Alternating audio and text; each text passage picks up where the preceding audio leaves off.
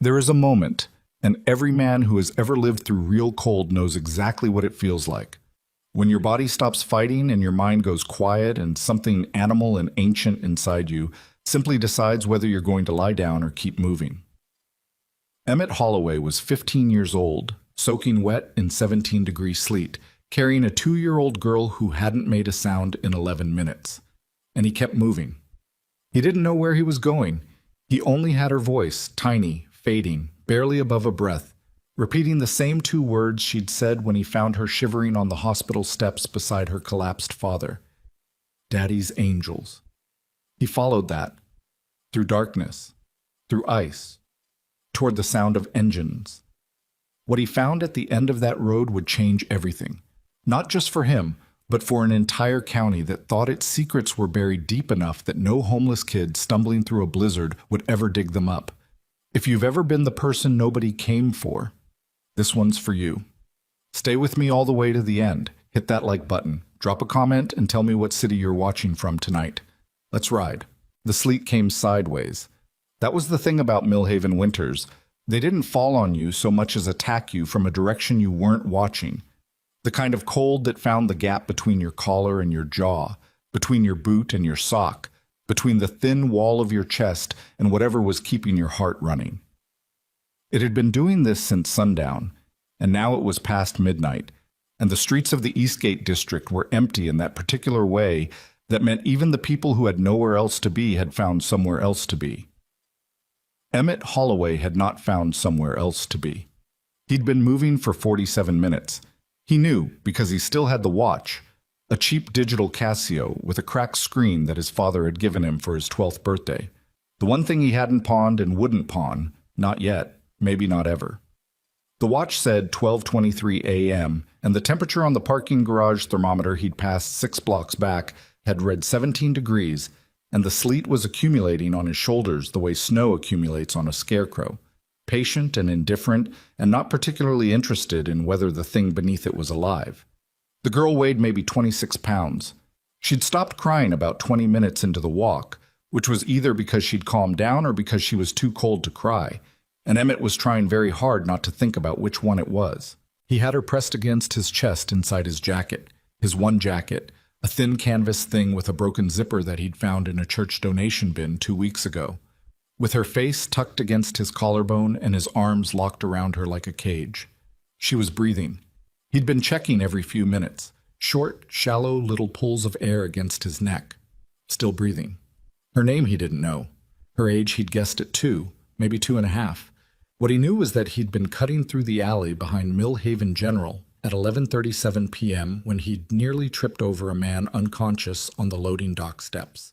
Mid-40s, heavy build, wearing jeans and a flannel shirt that was completely wrong for the weather, like he'd come outside without planning to stay.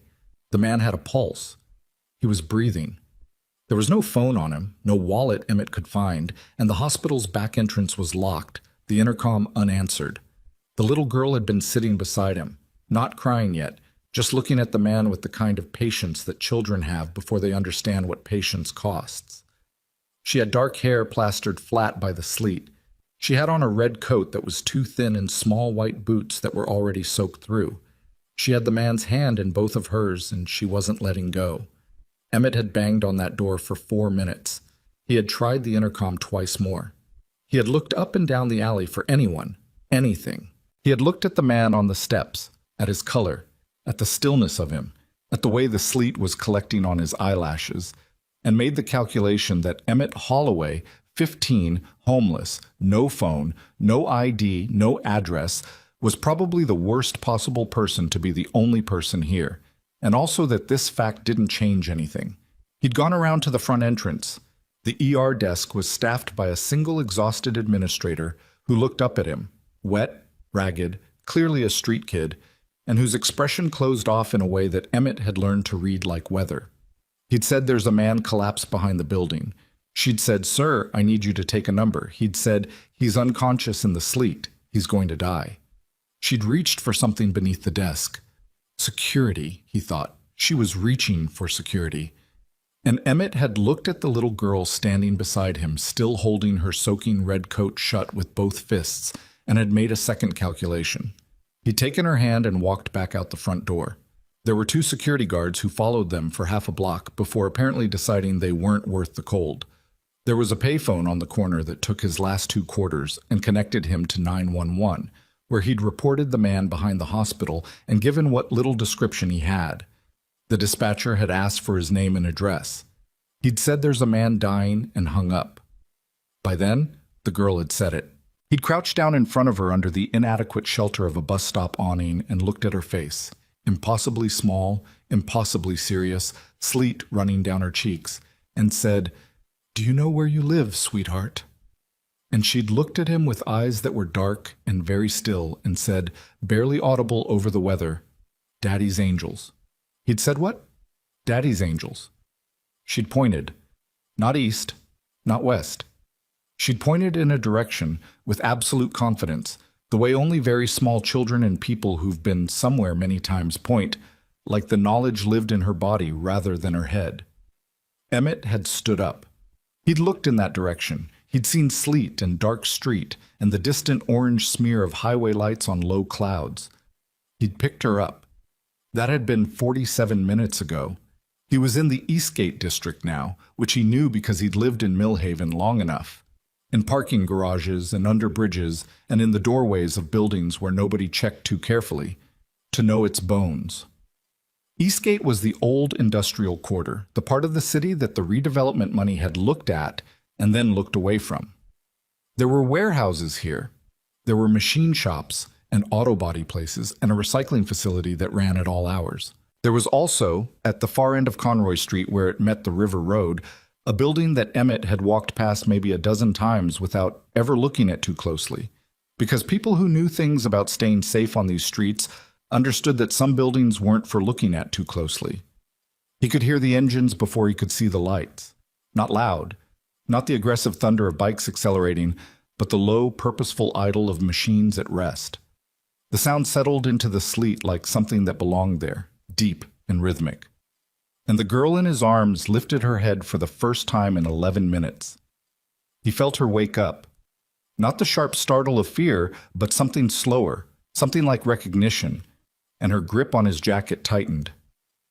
"Daddy's Angels," she said again, quieter, almost to herself. The building came into view around the curve of Conroy. It was a converted auto shop, 2 stories, brick the color of old blood in the rain. There were lights in the high windows, amber and warm, and out front there were motorcycles. He counted without meaning to, the way he counted everything, exits and faces and distances. 14 bikes arranged in a loose semicircle on the lot, their chrome catching the light from a single flood lamp mounted above the rolling bay doors. Above those doors, iron letters bolted to the brick spelled out 2 words that Emmett didn't fully understand yet, but would spend the next several years turning over in his mind. Iron Covenant. There was a man outside. He was leaning against the wall beside the entrance door with a cigarette burning between 2 fingers, and he was large. Not the performative large of men who spent time in gyms, but the practical large of men who had done hard physical work for a long time. He wore a leather vest over a flannel shirt, the vest black and covered in patches, and his face was the kind of face that had been outside in bad weather for decades and showed every year of it. He was maybe 50. He had a beard going silver and eyes that caught Emmett from 30 feet out and didn't look away. Emmett stopped. His legs had stopped working on their own approximately 2 blocks ago, and he'd been operating on something beyond physical at this point, some narrow, sustained stubbornness that he'd learned to access in the months since everything fell apart. Standing still, he became suddenly, comprehensively aware of how cold he was. His hands had gone beyond numb into something he didn't have a word for. His boots were soaked through. His jaw was shaking so hard he could hear his own teeth. The man outside pushed off the wall. He didn't move fast. He didn't shout. He dropped the cigarette into the sleet and walked toward Emmett with the measured deliberateness of someone who had learned to move around frightened things. Animals, maybe, or people in crisis, without making them bolt. He stopped 6 feet out and looked at the girl first, then at Emmett, then back at the girl, and something crossed his face that Emmett couldn't read in that light, some seismic internal shift that the man's expression barely registered but his eyes gave completely away. "Where'd you find her?" the man said. It wasn't a question. Hospital, Emmett said, or tried to say. What came out was a collection of consonants assembled approximately in that direction. Behind the hospital, her father collapsed. She kept saying, "Sit, Daddy's angels." The man said it before Emmett finished. He said it quietly, like the phrase was something he'd heard before. He was already reaching for the door. The inside of the Iron Covenant clubhouse hit Emmett like a physical thing. Heat and noise and the smell of coffee and cigarette smoke and something like motor oil and wood fire all compressed into a space that was bigger than it looked from outside. The main room was long and low-ceilinged, with a bar running along one wall and a line of mismatched chairs and a scarred wooden table that could seat 20 arranged down the middle. There were maybe 12 men in the room. Some were at the bar. Some were around the table. One was standing near the far wall with his arms crossed and a phone to his ear, speaking low and fast. Every head turned when the door opened. The man who'd found them outside. Emmett would learn his name was Decker, that he was the sergeant-at-arms, that he had 17 years with the club and a prosthetic left hand he almost never mentioned, crossed the room in 4 strides and said 2 words that silenced everything. "Gideon, Lily." The man at the far wall with the phone turned.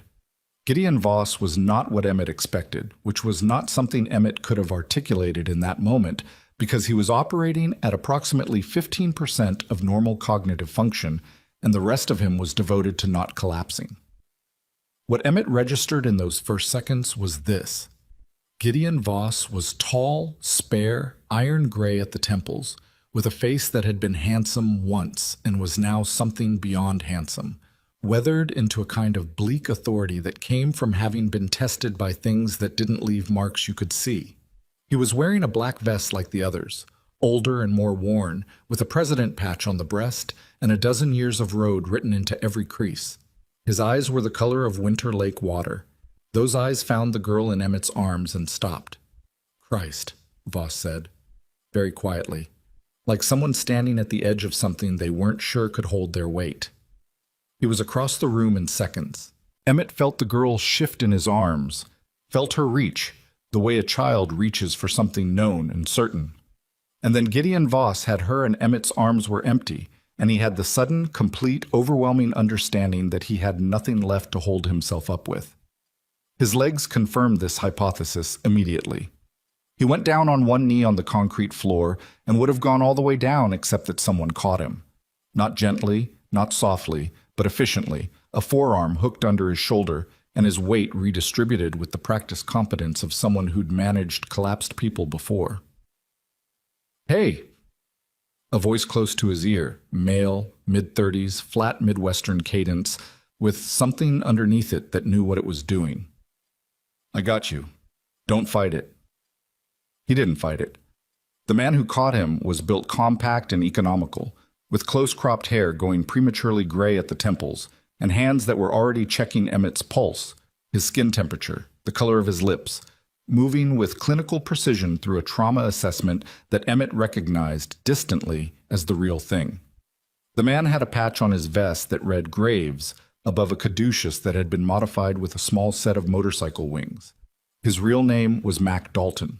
His hands were warm and steady and extremely certain about what they were doing.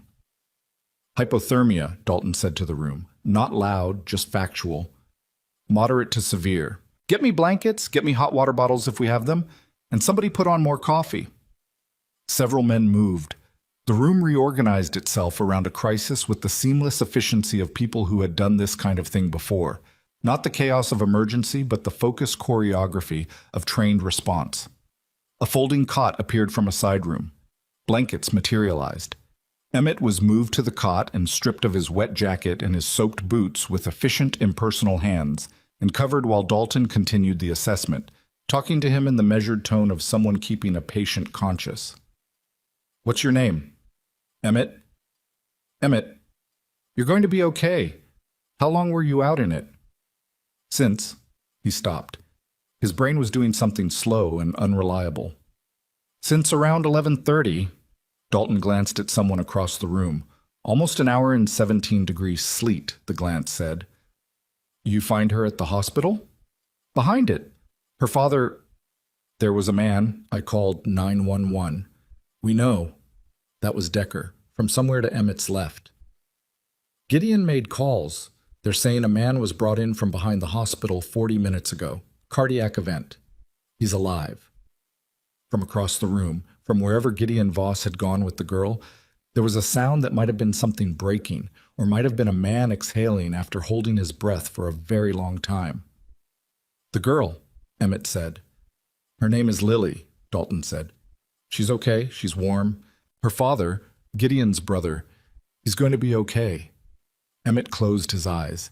The ceiling of the Iron Covenant clubhouse was exposed timber and old brick, and the single lamp above the cot threw a circle of amber light across it, and the fire in the wood stove in the corner made a sound like something breathing. And Emmett Holloway, 15 years old, lay under 4 blankets on a borrowed cot surrounded by men he'd never met, and felt something he hadn't felt in 7 months. Still. Not safe. He wasn't foolish enough to think safe. But still. He lasted approximately 3 more minutes of consciousness before his body collected its debt. He heard Gideon Voss's voice somewhere across the room, low and rough and directed at no one in particular. "Who is he?" And Decker's answer? "Don't know yet. Kid practically walked through a blizzard to bring your niece home." And then another voice, younger, cautious. "He's just a kid. What do we do with a kid?" And Gideon, without any particular inflection. "We let him sleep." Emmett slept. He woke to daylight through high windows and the smell of coffee so strong it was almost solid, and for the first 7 seconds he didn't know where he was, and then he did.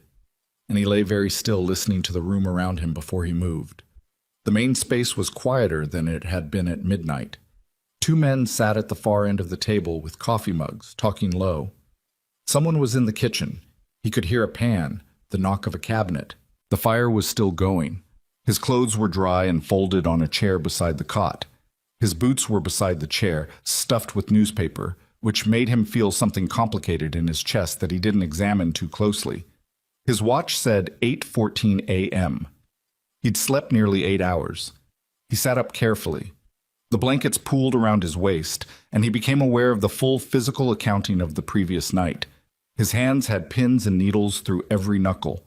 His left foot ached in a specific way that suggested he'd been closer to frostbite than he'd realized, and there was a fatigue in his muscles that went below muscle into something structural, the kind of tired that comes from burning reserves your body had designated for emergencies. He was also, he noticed distantly, hungry in a way that had become so familiar over the past 7 months that he'd stopped registering it as acute and simply incorporated it into his baseline experience of existing. Mac Dalton appeared from the kitchen with 2 mugs of coffee and sat down in the chair beside the cot without ceremony. "Feeling your hands?" he asked. "Yeah." "That's good. Means you didn't lose anything." He set one of the mugs on the concrete floor beside Emmett's foot. "Drink that slow. Your stomach's probably not going to want it fast." Emmett picked up the mug. The heat through the ceramic was almost painful. He held it anyway. "Lily?" he said. "Upstairs with Gideon. She slept fine. Ate breakfast an hour ago." Dalton wrapped both hands around his own mug. "She kept asking for you, actually." Emmett looked at his coffee. "Her father," Dalton said, "is named Reese Voss, Gideon's younger brother. He had a coronary event last night.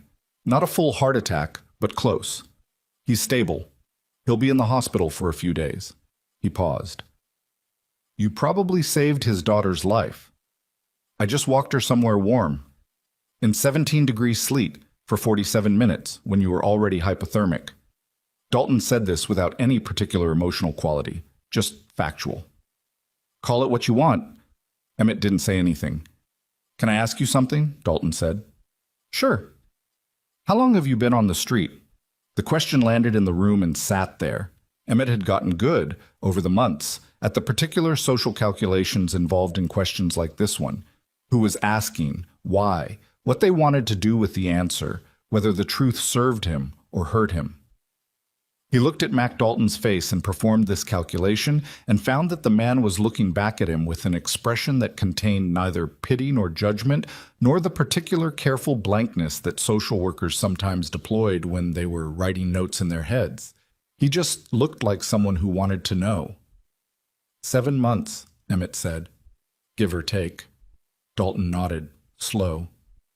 Parents? My mother left when I was 8. My father... He stopped, started again. He's not dead, he got sick. He's not able to take care of himself right now. He said this with the flat precision of someone who had rehearsed the sentence into something manageable. We were staying with my uncle after my dad went into treatment, but then the housing thing happened and my uncle lost his place and I ended up... He gestured vaguely at himself, meaning the cot, meaning the borrowed situation of his entire existence. What housing thing? Dalton said. It was the question Emmett had been waiting for someone to ask. Not because he'd planned to be asked it, not because he'd been looking for an audience, but because it was the thing that sat at the center of everything that had happened to his family and hadn't moved in 7 months and had been gathering weight every day, like the ice on a power line. He told Mac Dalton about it the way he told everything. In the particular flat organized way that was his natural speech, facts arranged in sequence, details precise. Nothing exaggerated. The eviction notice had come in April. Not to them specifically. To every tenant in the Carver Park residential complex on the south side of Millhaven, 47 families total, all of them lower income, most of them there because Carver Park was one of the few complexes in the city still operating under older affordable housing agreements. The notice said there had been a zoning reclassification. The notice said the property had been acquired by Meridian Development Partners and would be converted. The notice gave them 30 days. Emmett's uncle, Marcus, had tried to fight it. He'd gone to the housing authority. He'd gone to the city council. He'd found 2 other families willing to go with him. The housing authority had referred him to a legal aid office that was understaffed by approximately 200% of its capacity. The city council member for their district, a man named Graft, Dennis Graft, who had been in the position for 11 years, had met with Marcus once and said the process appeared to have followed all proper procedures, and there was really very little his office could do.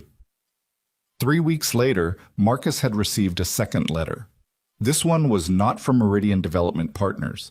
It was from the city's Code Enforcement Division, citing previously unnoticed violations in his unit that required immediate remediation. The violations were real. The building was old. The violations were real. But Marcus had reported them to management 18 months ago and been told they were on a list. Now they were suddenly urgent. The letter said he had 7 days to remediate or vacate. Marcus had vacated. It was Emmett who'd noticed, while helping his uncle pack, that the code violation letter had been signed by a supervisor in the enforcement division whose name appeared on a different document Marcus had collected. A city contract with Meridian Development Partners for infrastructure preparation, signed 18 months prior, 7 months before the zoning reclassification, 14 months before the eviction notices went out. His name was on both documents, Emmett said, the code enforcement supervisor, his signature on a contract with the development company, and then his signature on the violation letters to tenants who were trying to fight the evictions. Dalton was very still. Did you tell anyone? I showed my uncle. He showed the housing authority. They said it wasn't their jurisdiction. He showed the legal aid office. They said they'd look into it. Emmett's voice was careful and even. That was 4 months ago. 2 of the other families who were fighting it, their complaints got referred to the city ombudsman. The ombudsman's office sent back a letter saying there was insufficient evidence of misconduct. He paused. The ombudsman was appointed by Dennis Graft. The room was quiet except for the fire. That's why you were at the hospital last night, Dalton said. Not a question. He was working something out. Emmett shook his head. I wasn't at the hospital for any of that. I was cutting through the alley because it's covered and out of the wind. I sleep near there sometimes. He stopped. He looked at his coffee. But that's not all of it. Dalton waited. 3 weeks ago, I was sleeping under the overpass by the parking structure on 5th, the one where the lot management company offices are on the 2nd floor. He said this without inflection. There were 2 men in the lot office past midnight. I could hear them because the ventilation window was open, and the overpass amplifies sound from that direction. I wasn't trying to hear anything, I just heard it. He told Dalton what he'd heard. He'd heard 2 men discussing something in the particular half-coded shorthand of people who were used to talking around things in proximity to other people who shouldn't be listening. He'd heard a name. Carver Park was mentioned, and two other complex names he'd recognized as buildings that had gone through similar forced turnover in the past 2 years. He'd heard a phrase repeated several times, the correction, used in a way that clearly had a specific agreed-upon meaning between the two of them that wasn't its dictionary meaning. He'd heard a number repeated, $4.7 million, and what sounded like a reference to a code designation, something that sounded like a case file identifier, 2 letters and 4 numbers. And he'd heard Dennis Graff's name, not as the subject of discussion, as a participant in it. One of the men in that office, talking after midnight about displaced families and development money and a correction scheme, had been the city council member for their district. "I have the numbers," Emmett said, "the case code, the amount. I wrote them down as soon as I was far enough away." He touched his jacket, the thin canvas jacket now dry and folded on the chair. "I still have it. The paper." Dalton looked at him for a long time without speaking. "You've been carrying this around for 3 weeks," Dalton said finally. "I didn't know what to do with it." "Did you go to anyone?" Something moved across Emmett's face that was not quite bitterness and not quite resignation, but lived in the territory between them. "I went to a housing advocate I'd met through the legal aid office. She said it was interesting, but she'd need corroboration, and she couldn't corroborate hearsay from a homeless teenager." His voice stayed flat through all of it. "She wasn't wrong. That's probably exactly how a judge would look at it, too. But you kept the paper. I always keep things." It was a strange, simple statement, and Dalton didn't know what to do with it immediately. He sat with it. He looked at this boy, thin and cold and wearing borrowed dry clothes and holding a coffee mug with the deliberate care of someone who understood that borrowed warmth was temporary. And he thought about the 47 minutes in 17-degree sleet and the paper still in the jacket pocket and the flat, organized way Emmett Holloway reported facts, and felt something that he recognized from his years as a combat medic. The feeling of arriving at a scene and immediately understanding that what you were looking at was not what it appeared to be on the surface. "I need you to stay here this morning," Dalton said. "Can you do that?" "I don't—" Emmett stopped. Old instinct, the arithmetic of obligation. "I don't want to be in anyone's way." "You're not in anyone's way. Can you stay?" A beat. "Yeah." Dalton stood. "I'm going to talk to Gideon." He walked toward the back of the clubhouse, through a door Emmett hadn't noticed. Emmett sat on the cot and drank his coffee and looked at the room around him. The bar with its bottles and the chipped mirror behind it, the long table with its ring stains and its carved initials and its decades of use, the photographs on the walls. He got up after a few minutes, slowly, testing his legs, and moved to look at the photographs. There were men in them mostly. Men and motorcycles, in configurations that spanned decades. The older photos black and white and yellow at the edges. The newer ones digital prints pinned to the wood. There were photographs from what looked like community events, toy drives. He recognized the aesthetic of them. There were photographs taken at what appeared to be memorials, men in vests standing at grave sites with their hands clasped. There was a photograph of 3 men in desert camo standing in front of a vehicle Emmett didn't recognize, somewhere flat and pale, and obviously very far from Millhaven. He found Gideon Voss in several of them, younger in the oldest ones, with more hair and less gray and the same Winter Lake eyes. There was one photograph he came back to. Gideon, maybe 10 years ago, standing with a child maybe 8 or 9 years old, a girl with dark hair and a gap-toothed grin, both of them beside a motorcycle in what looked like summer.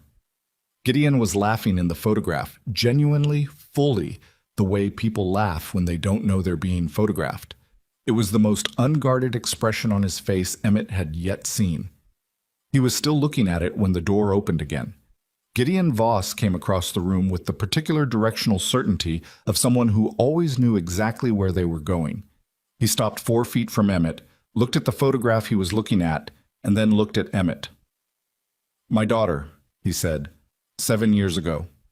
He said nothing else about it. His voice was the same as it had been the night before, controlled, flat, with something enormous and very carefully managed underneath it. He looked at Emmett the way he might look at a road he needed to assess before he rode it. "Mac told me what you overheard," he said. "I know it's not—" "Show me the paper." Emmett went to his jacket. The paper was folded small and tight, the way you fold something you're keeping, pressed flat against a seam. He unfolded it and held it out. Gideon took it and looked at it for a long time. Long enough that Emmett noticed the quality of his stillness change. RF 2847, Gideon said, quietly. That's what I wrote down. Gideon folded the paper back the way it had been. He held it. He looked at the far wall of the clubhouse, at something that wasn't the wall. When did Max say the two men in the parking lot office were talking? He said. 3 weeks ago, Friday, I think, around 1 a.m. The 22nd. I'm not sure of the exact date. Gideon turned the paper over in his hands. He looked at it again. His expression was doing something that Emmett, in his considerable experience of reading faces for information, couldn't parse. It was too layered, too internal, compressed behind too many years of practice control. RF 2847, he said again. Do you have any idea what that designation means? No, Emmett said. Do you? Gideon looked at him. The Winter Lake eyes had something in them now that hadn't been there before. Not warmth, not yet, but something at the edge of warmth, the way the air changes in the hour before sunrise. Yeah, he said. I do. He turned toward the back of the clubhouse. He paused at the door. Without turning around, he said, There's food in the kitchen. Help yourself to whatever you need. A beat. Don't go anywhere. He went through the door. Emmett stood in the main room of the Iron Covenant clubhouse with the sensation of standing on ice that was thicker than he'd expected, listening to the quiet and the fire and the distant sound of voices beginning to gather in the room beyond that door. His stomach made a sound that, under other circumstances, would have been embarrassing. He looked at the kitchen. He was eating cold scrambled eggs standing at the kitchen counter. Not from the pan. He'd used a plate. There were limits. When Decker came in to refill his coffee and looked at Emmett eating with the focused intensity of someone who hadn't had a real meal in a while, which was accurate, and said nothing about it, just poured his coffee and went back out. Through the wall, the voices in the back room were still going. More of them now. He could hear chairs moving, the specific sound of men settling in around a table. He could hear the low-frequency rumble of something being decided. He finished the eggs. He washed the plate. He dried it and put it in the rack with the other dishes. He was still standing at the sink when Mac Dalton appeared in the kitchen doorway. Gideon wants you in the room, he said. Emmett turned. Dalton's face was unreadable, in the way faces are unreadable when the person behind them has made a decision about something and is waiting to see how the information lands. Why? Emmett said. Because you're the one who heard it, Dalton said. And because RF 2847 is a case number from the Millhaven County Housing Authority's Records Division, and it's been sealed for 15 years, and Gideon has been trying to find it for almost that long. He paused. He looked at Emmett with the assessment eyes that never entirely switched off. And because I've been a medic for 14 years, and I've treated a lot of people who've been through a lot of things, and I know a kid who's been carrying something too heavy for one person when I see one. The kitchen was warm and smelled like coffee and old wood, and the particular domestic stillness of a morning after a crisis has passed, when people are still processing whether they can breathe yet. What's the case? Emmett said. Dalton stepped aside from the doorway. Come in the room, he said. Gideon will tell you. Emmett dried his hands on the dish towel. He hung it back on the handle of the oven where he'd found it. He walked out of the kitchen and across the main room toward the door at the back. He had no way of knowing, in that moment, that the sealed case number he'd scrawled on a piece of paper in the dark under an overpass 3 weeks ago. RF 2847, 2 letters and 4 numbers he'd preserved the way he preserved everything, with the flat, stubborn care of someone who'd learned that things you don't hold on to are things you lose, was connected to something that had happened years before he was born, something that had taken a person from Gideon Voss, something that the men in that back room had long since stopped believing they could do anything about. He had no way of knowing that the paper in his jacket had just put a 15-year-old ghost back in the room. But he walked through the door, and behind him, somewhere upstairs, Lily Voss was singing something soft and tuneless to herself in the voice of a 2-year-old who had been warm and fed and was not afraid, and the sound of it came through the building like something the walls had decided to keep. The men around the table looked up when Emmett entered. 12 faces, 12 sets of eyes.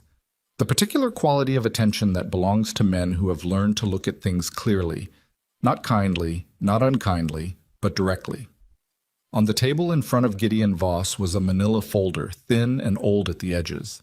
Beside it was a map of the Millhaven South Side with certain addresses circled in red marker. Beside that was Emmett's folded piece of paper. Gideon Voss looked at Emmett across the table. "Sit down," he said. Emmett sat. "What I'm about to tell you," Gideon said, "is not something we talk about outside this room. You understand that?" "Yes." "You don't know us. We don't know you. But you walked through a blizzard for 47 minutes with my niece, and you've been carrying a piece of evidence that connects to something I've been trying to find for 15 years. He placed one hand flat on the manila folder. His voice was exactly the same temperature it had always been. Controlled, measured, the temperature of something that has been cold for a very long time. "So before we go any further, I need to understand who you are. Not your story, not your situation, who you are. Because what's in this folder, and what you overheard in that parking lot, and the thing Dennis Graft has been running in this city, it's all the same thing. And if we follow this, it's not going to be simple, and it's not going to be safe." He stopped. The room waited. "I'm someone who writes things down," Emmett said, "and I don't lose things, and I don't stop when it's hard." He looked at Gideon Voss steadily. "That's probably all I am." Something passed through the room. Not approval exactly, but something that might be the precursor to it. A shift in the air. Two of the men around the table exchanged a look. Decker, standing at the wall, made a sound that was not quite a laugh. Gideon Voss opened the folder. And outside, in the cold gray Millhaven morning, the sleet had finally stopped, and the street was silent, and 14 motorcycles sat in the lot with the patient permanence of animals resting before a long road. And the case file marked RF2847 lay open on the table under fluorescent light. And in Pomod it was a name that Gideon Voss had not said aloud in 7 years. The name of his brother, not Reese. His other brother. The one who'd disappeared. The one the Housing Authority had marked as a voluntary departure from a relocation assistance program. 14 years ago, in a building called Carver Park. Emmett looked at the name on the file. He looked at Gideon Voss. And Gideon Voss was looking at the paper. Emmett's paper, the one from the parking lot, the 2 letters and 4 numbers. And his face had done the thing faces do when a locked door finally opens from the inside. $4.7 million, he said, and a correction, and Carver Park. He looked up. His voice was completely level. "That number isn't the payout from one development deal." "What is it?" Dalton said. "It's the total amount moved through the program they used to remove the people they needed removed." Gideon's hand was flat on the table. The people they needed gone so the properties could be reclassified. The people who were documented as voluntary departures. His jaw moved. The people who disappeared and nobody looked for because they were already invisible. The room was absolutely still. "My brother wasn't a voluntary departure," Gideon said. "He was erased. And whatever those 2 men were talking about in that parking lot 3 weeks ago," he looked at Emmett, and the Winter Lake eyes had something in them that Emmett had not seen in them before and could not name but would remember for the rest of his life. "Means it's still happening, right now, to families exactly like yours." Emmett's heart was doing something in his chest that wasn't fear and wasn't hope and wasn't anything he had a word for yet. "What do we do?" he said. And Gideon Voss, president of the Iron Covenant Motorcycle Club, 15 years of a wound held closed by sheer force of will, looked at a 15-year-old boy who'd walked through a blizzard rather than leave a child in the cold, and said the thing that would set everything in motion. "We do what we've always done," he said. "We ride toward it."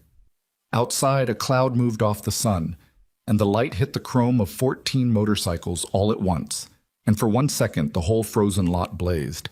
And somewhere in the building above them, Lily Voss was still singing. The folder stayed open on the table for a long time after Gideon stopped talking. Nobody moved to close it.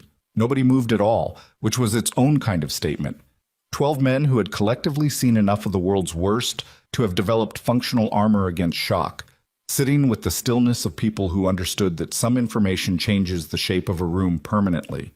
The coffee in the cups on the table had gone cold.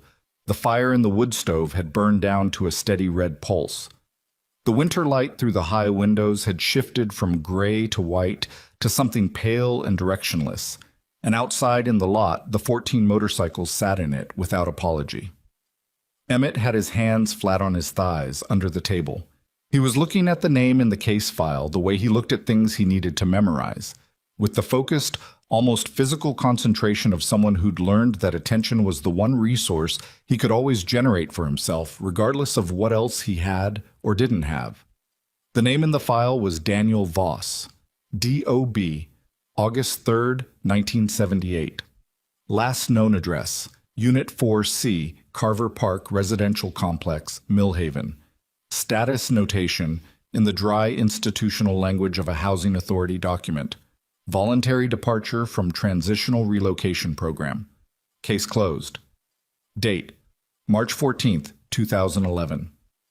Daniel Voss would have been 32 years old in 2011. Gideon was 51 now, which meant his brother had been 20 years younger than him, which meant when Daniel disappeared, Gideon had been in his mid-30s and had presumably spent the years since then doing the arithmetic of a missing person nobody was officially looking for because the official record said there was nothing to look for.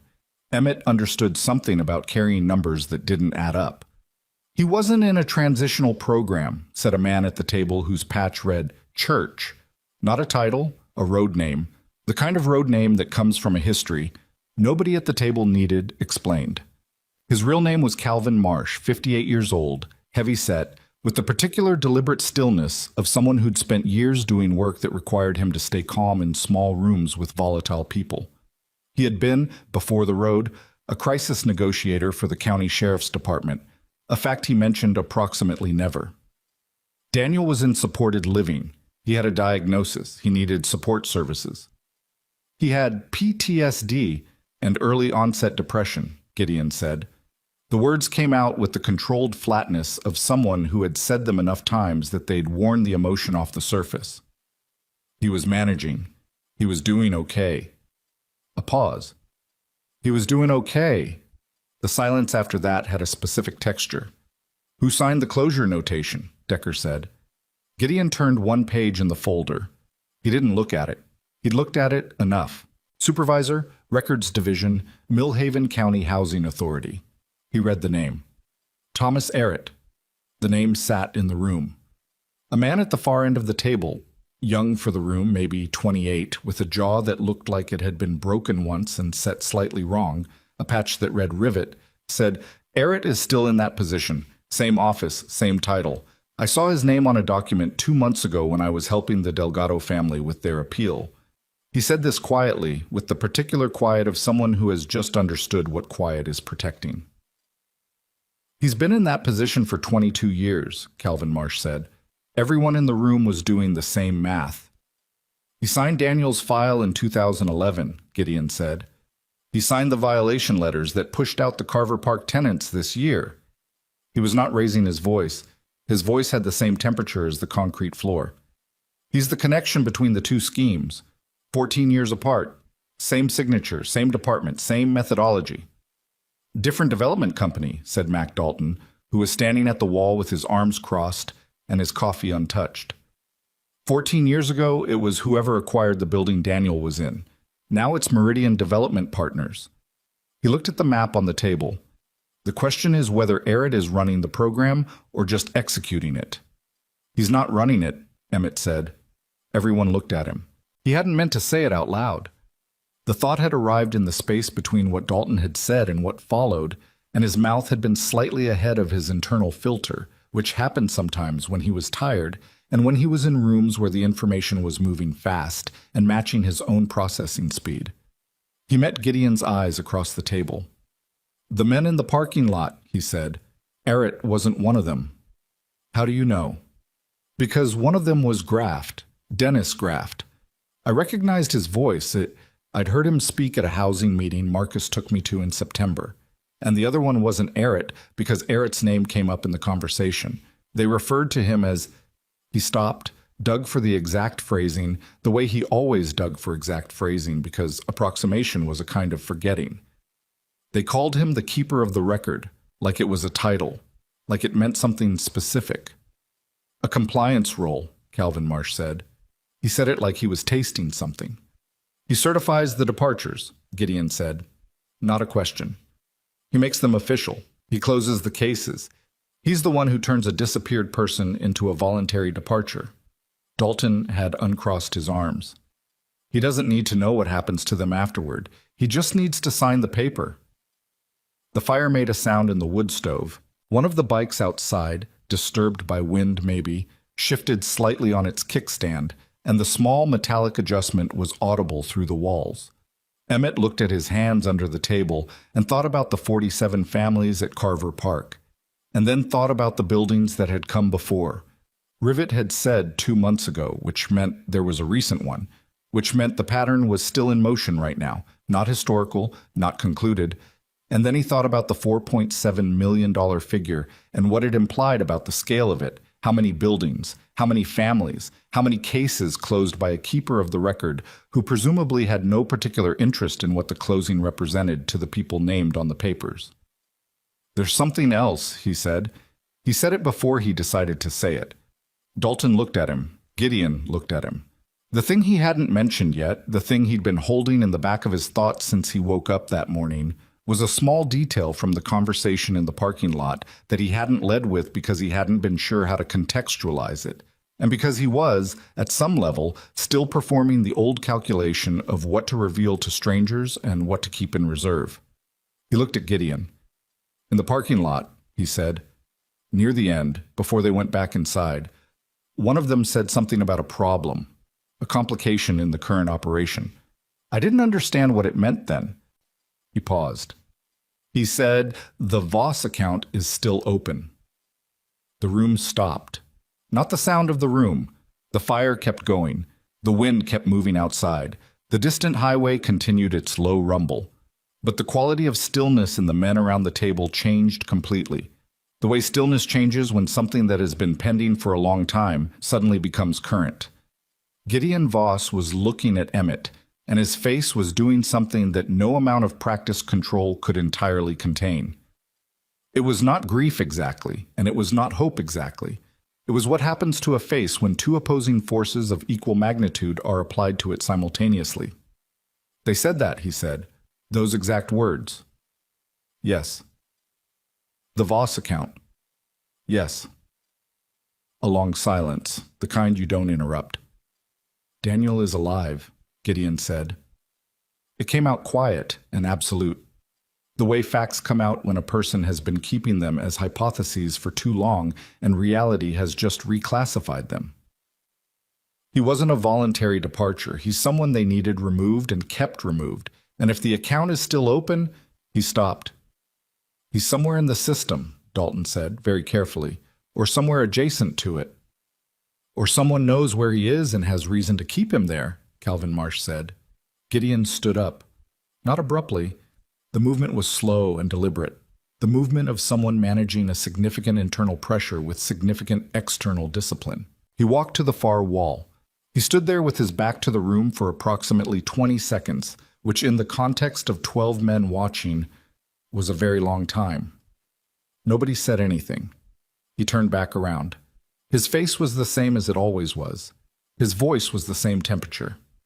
We start from the beginning, he said. Everything we think we know, we verify. Everything we can't verify, we find someone who can. We document every step. He looked at Emmett. The evidence you have is hearsay from an uncorroborated source. That's where we are right now. By the time we move, we need it to be something else. Move how? Rivet said. I don't know yet. Gideon picked up the folder from the table.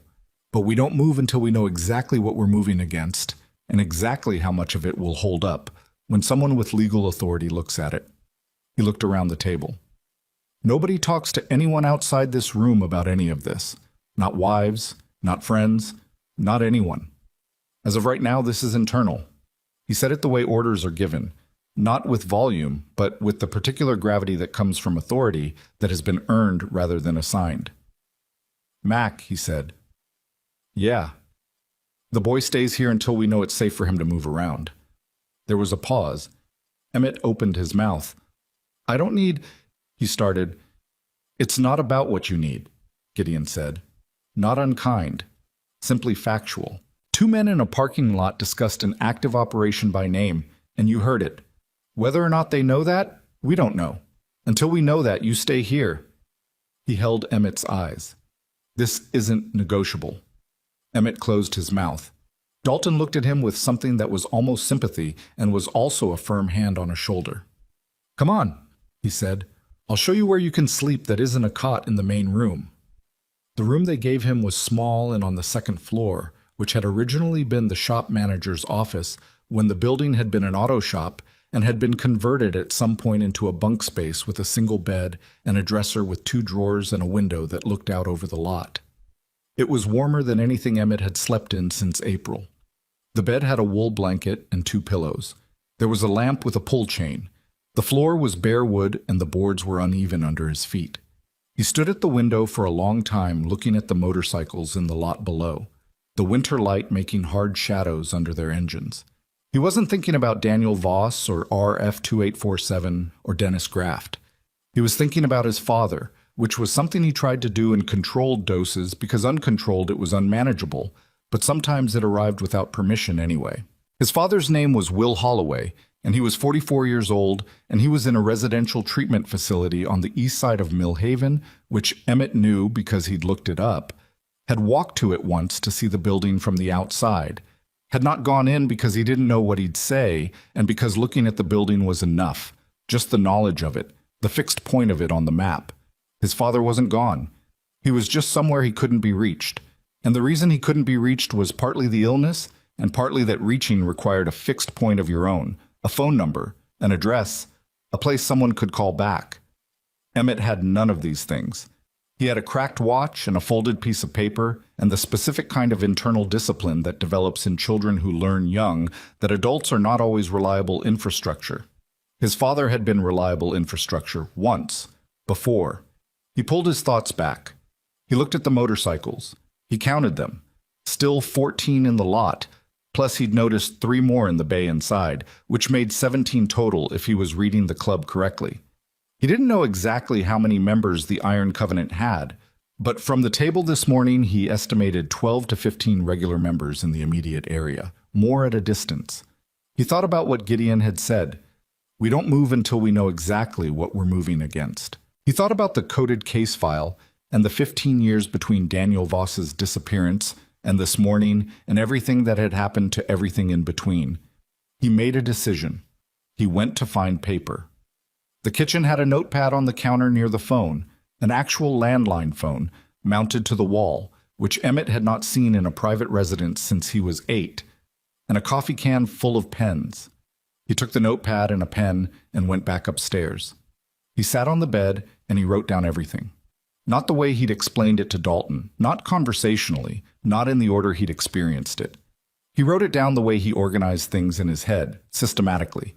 Dates, names, reference numbers, amounts, the exact phrasing he remembered from the parking lot conversation, the documents he'd seen over Marcus's shoulder, the timeline of the evictions as he'd reconstructed it from public notices and Marcus's records. He wrote it in small, precise handwriting, compressed to fit, because he'd learned to write small from years of having limited paper. He filled 6 pages. He was on the 7th when footsteps came down the hall and stopped at his door. A knock. 2 knocks. Unhurried. Yeah, he said. The door opened. It was Rivet. In the context of this morning meeting around the table, Rivet had been one of the quieter presences. He'd contributed the information about Eric's current position and then largely listened, which Emmett had noted because it was the listening kind of quiet rather than the disengaged kind. Up close, he was maybe 4 years older than Emmett had estimated, and the jaw that had been broken and reset was more noticeable in profile. He had brown eyes that moved quickly around the room and then settled. Gideon wants to know if you're eating, he said. I ate this morning. That was 4 hours ago. Emmett looked at his watch. 1:47 p.m. Rivet looked at the notepad on the bed, at the 6 filled pages. What is that? He said. Documentation. Emmett capped the pen. Everything I remember from the last 7 months that's relevant to Carver Park, the housing authority, the parking lot conversation, and the development company. He looked up. Everything I could verify, and everything I couldn't. Separated. Rivet looked at the pages without touching them. You just did this from memory, he said. Yes. A pause. How accurate. The numbers and the dates are exact. The conversation from the parking lot is as close to verbatim as I can get it, but I've marked the parts where I'm paraphrasing versus the parts I'm certain of. He looked at the notepad. I can't guarantee a court would accept any of it, but it's a foundation. Rivet studied him for a moment with the quick, settling eyes. How old are you? He said. 15. You sound older. I know. It wasn't pride when he said it. It wasn't anything, really. Just acknowledgement of a fact about himself that he'd stopped having complicated feelings about, because having complicated feelings about the ways the last 7 months had changed him used up energy that he needed for other things. Rivet picked up the notepad. Not to read it. He held it out to Emmett. Come eat, he said. Then Gideon wants to talk to you again. The afternoon developed a rhythm that Emmett hadn't expected. Not the tense operational silence of the morning meeting, but something more like the functional busyness of a place that had work to do and was doing it. Several of the men who'd been at the morning table had dispersed into the city on various tasks that weren't announced to the room, but which Emmett was able to partially reconstruct from context. 2 of them, a man named Ortega, who had a missing fingertip on his left hand and moved with the careful deliberateness of someone with a bad back, and a younger man called Finch, who had the kind of perpetual alertness that suggested a background in surveillance, had gone in a truck, not bikes. Calvin Marsh had made a series of phone calls from the office at the back of the building. Decker had driven out alone at around 2 o'clock and returned an hour later with a banker's box of folders that he set on the table without comment and then stood guard over until Gideon came in and looked through them. Gideon came to find Emmett at 4 o'clock. He found him in the main room at the long table, with his notepad and a cup of coffee and the particular focused stillness of someone deep in thought. He sat across from him without preamble. I'm going to tell you about RF-2847, he said. He told it the same way he apparently did most things, with the flat precision of someone who'd learned to report facts without letting the facts report him. RF-2847 had been opened in 2009 as an investigation into irregularities in the County Housing Authority's Transitional Support Program, the one responsible for supporting vulnerable adults, people with disabilities, mental health diagnoses, histories of addiction, through housing transitions. The investigation had been triggered by a complaint from a social worker who'd noticed that a disproportionate number of her clients were being classified as voluntary departures shortly after being moved into buildings in neighborhoods that subsequently underwent zoning changes. The social worker's name had been Elena Ruiz. She filed the complaint internally, Gideon said. The Housing Authority investigated itself. The investigation was assigned to a 3-person review panel, of which Thomas Arrett was one member. His voice maintained its temperature throughout. The panel found no evidence of irregularities. The file was sealed as a closed case with no findings. Elena Ruiz was terminated for cause 6 months later. The stated reason was a data privacy violation, a minor procedural error that had never previously resulted in termination in the department's history. What happened to her after? Emmett said. She left Millhaven. I don't know where she went. He paused. I found this file 8 years ago through a contact in the Housing Authority's records department. The contact transferred out of state shortly after. He said this without inflection. I know the RF-2847 investigation is the record of what happened to Daniel. I know the finding was fraudulent. I don't have the original complaint documents, the testimony, or the underlying data Ruiz used to support the complaint. Without those, the file is a dead end. He looked at Emmett. The conversation you overheard, he said. They mentioned the case number specifically? Yes. In connection with the current operation? Yes. Graft said something like, the Voss account under RF-2847 needs to stay clean if the current correction goes through. That's what he said. As close as I can get it verbatim. Gideon's hands were flat on the table. He looked at them. He looked like he was deciding something, which was different from the look of someone who had already decided. "The current operation," he said. "You said they were talking about it as ongoing, not concluded." "Right. Carver Park went through already. The families are displaced. The building's been acquired." He looked at the map on the table, which was still there from the morning, the red circles still present. "So what's still ongoing?" Emmett looked at the map. He'd been thinking about this since the morning.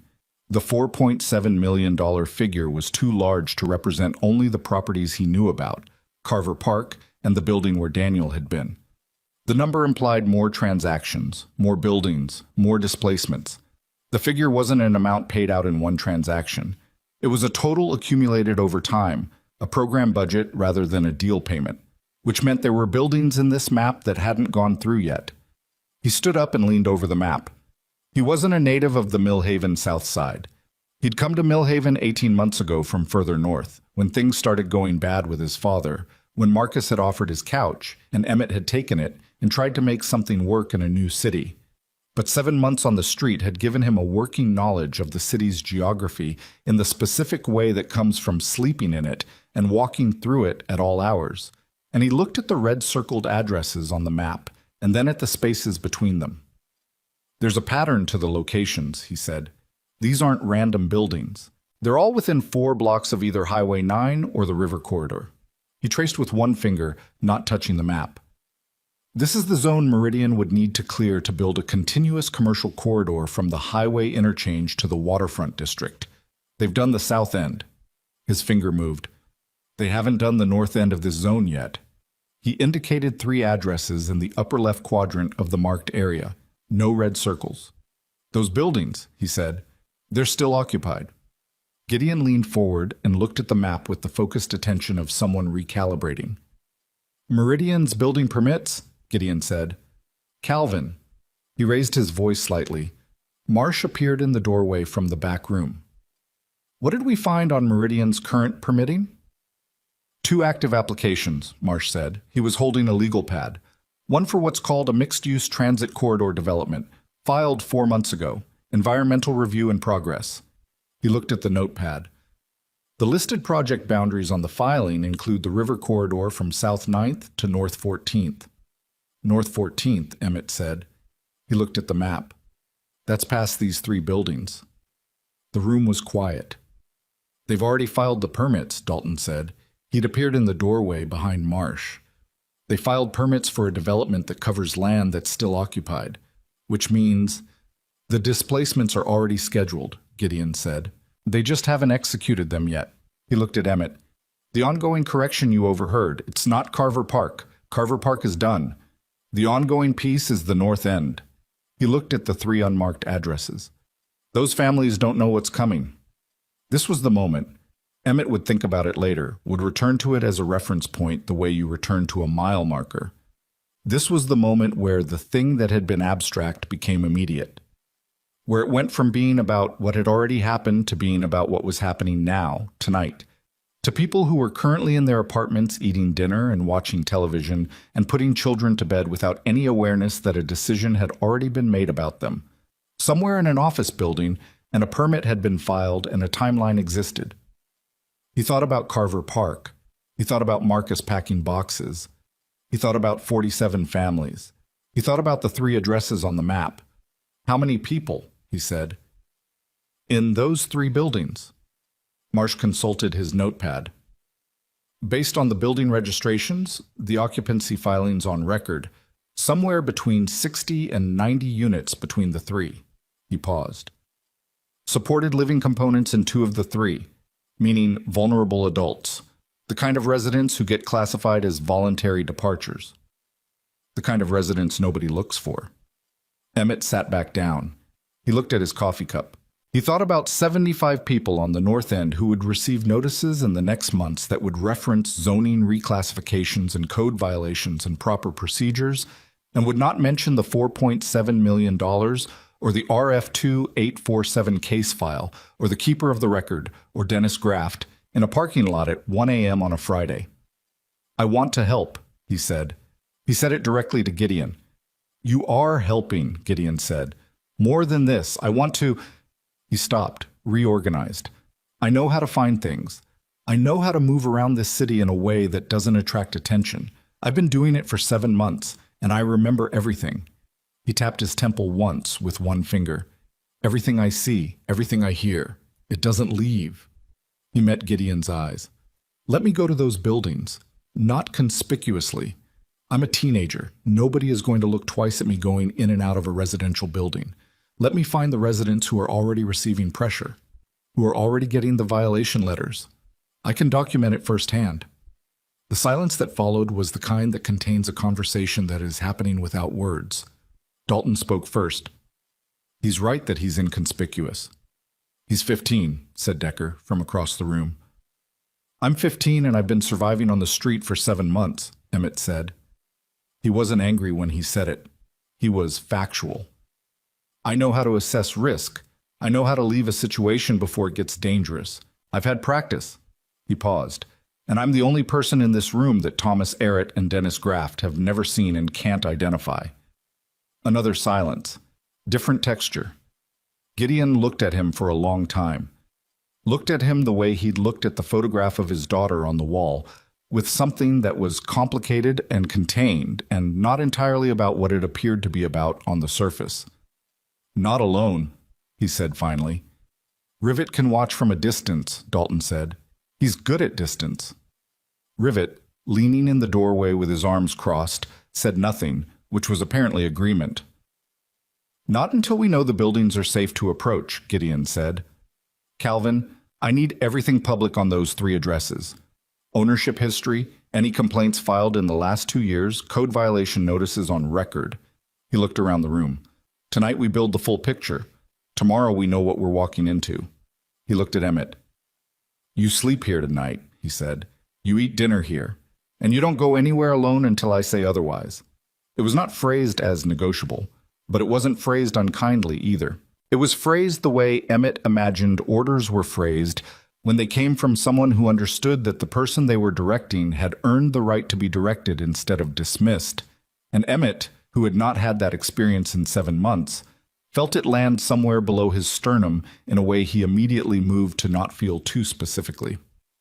Okay, he said. The evening came on. The clubhouse shifted into a different register.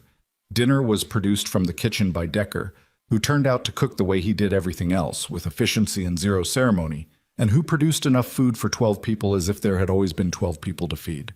The long table that had been a council table in the morning became a dinner table, and the men who filtered back in through the afternoon took their places with the ease of people who had done this many times, and the conversation moved through several registers, some of it operational, some of it the low-frequency banter of men who'd spent years in close proximity and had developed the particular shorthand of that proximity. Emmett sat where Decker put a plate in front of him and ate with the sustained focus of someone who had been hungry for long enough that eating felt like a task that deserved full attention. He listened. Not conspicuously. He didn't stare, didn't angle toward conversations. He ate and let the room happen around him and collected information the way he always collected it. Not aggressively, but with the patient receptivity that had become as natural to him as breathing. He learned that Ortega's full road name was Mortar, and that he'd done 2 tours somewhere hot before the club, and that the missing fingertip was from something that wasn't a combat story, and that he drove trucks now for a logistics company and had access to routes across the South Side that were useful for reasons nobody made explicit. He learned that Finch was 26, that he'd spent 3 years as an EMT before something happened that nobody referenced directly, but which had resulted in him no longer being an EMT, and that his actual role in the club involved a fluency with databases and record systems that was presented as casually as someone might present a skill at cooking.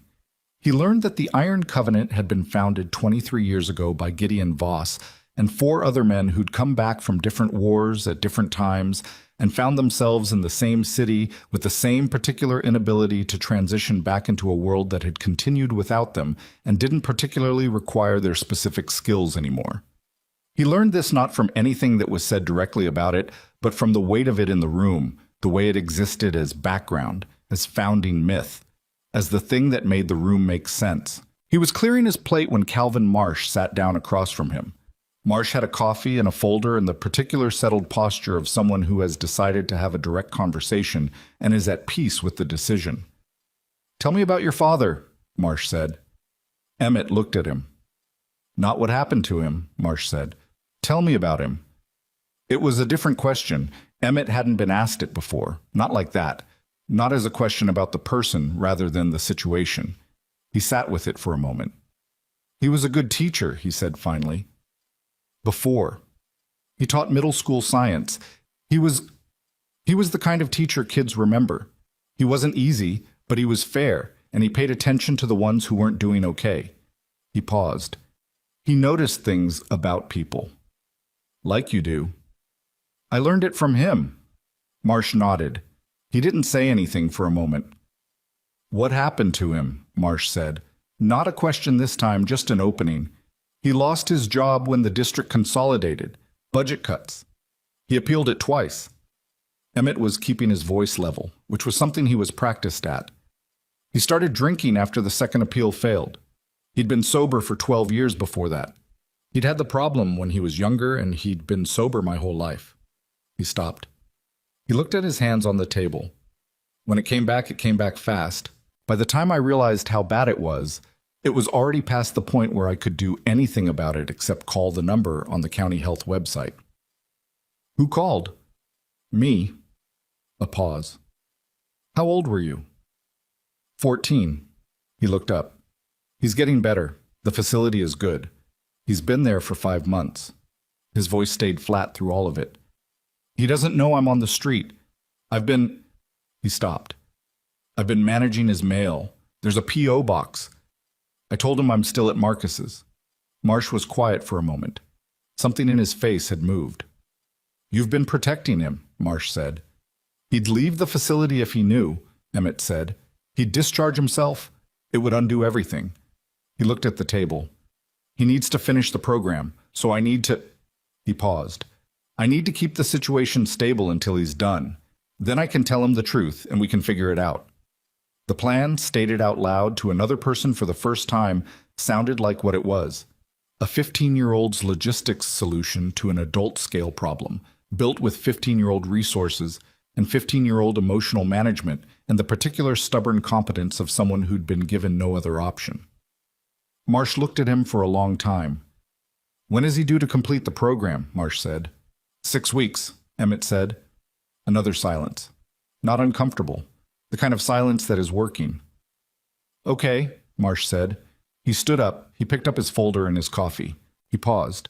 "For what it's worth," he said, "your father's going to be proud of you when he knows." He said this simply, without performance. "Eat more if you want. There's probably more in the kitchen." He went back down the table.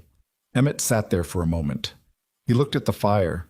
He thought about his father's face the way it was in the facility 5 months ago, drawn and exhausted and ashamed in the specific way his father was ashamed when he understood what he'd put Emmett through, the apology that was always starting in his eyes before he'd finished forming the words. He'd told his father it was okay. He'd meant it. Both of those things were true simultaneously, which was something he'd gotten better at holding. He went to the kitchen and took more food. He was back at the table at 9 o'clock when Finch came in from the back room with a laptop and a set of papers that he laid in front of Gideon with the look of someone who has found what they were looking for and is not entirely happy about what they've found. "The 3 buildings on the north end," Finch said. He sat down. He opened the laptop. "I ran the ownership chain on all 3, standard public records." He pulled up a screen. 2 of them changed ownership in the last 18 months. Both transferred to holding companies, different names, different registered agents. But when you trace the corporate structure far enough back, both holding companies have a common investor, a real estate investment fund called Caliber Ridge Partners. He looked at Gideon. "Caliber Ridge Partners," he said, "lists its registered address as the same commercial building as Meridian Development Partners.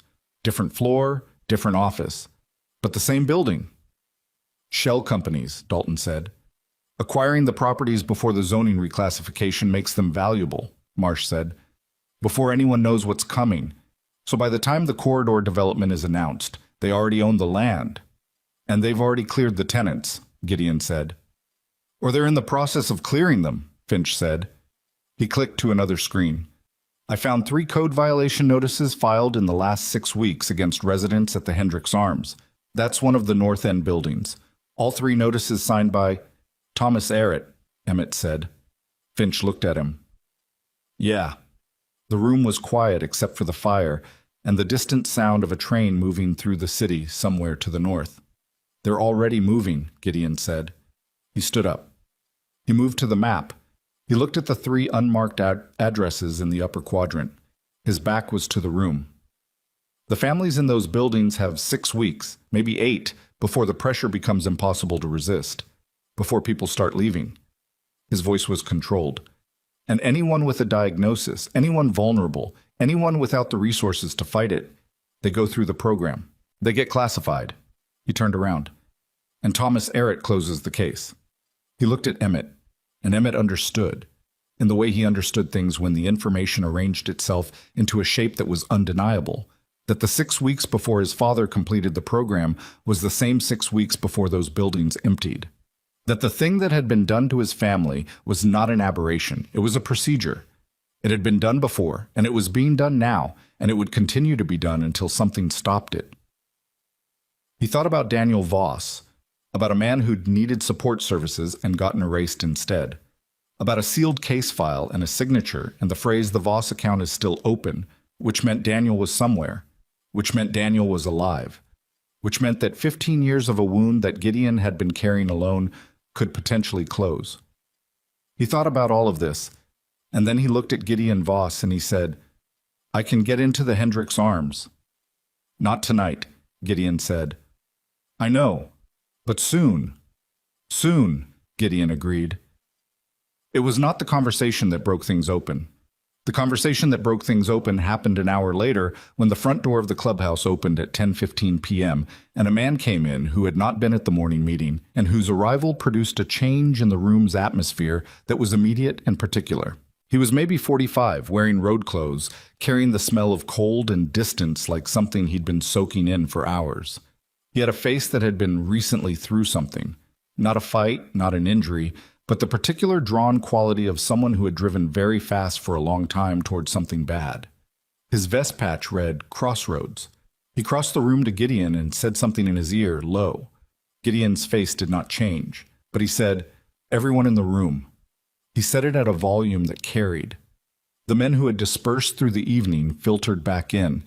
Emmett stayed where he was at the table, unsure if everyone in the room included him, and then Gideon looked at him and said, You too, and he stayed. The man called Crossroads stood at the head of the table with his hands loose at his sides. I had a meet tonight with someone who used to work in the Housing Authority's legal division, Crossroads said. He spoke with the flat delivery of someone reporting a mission outcome.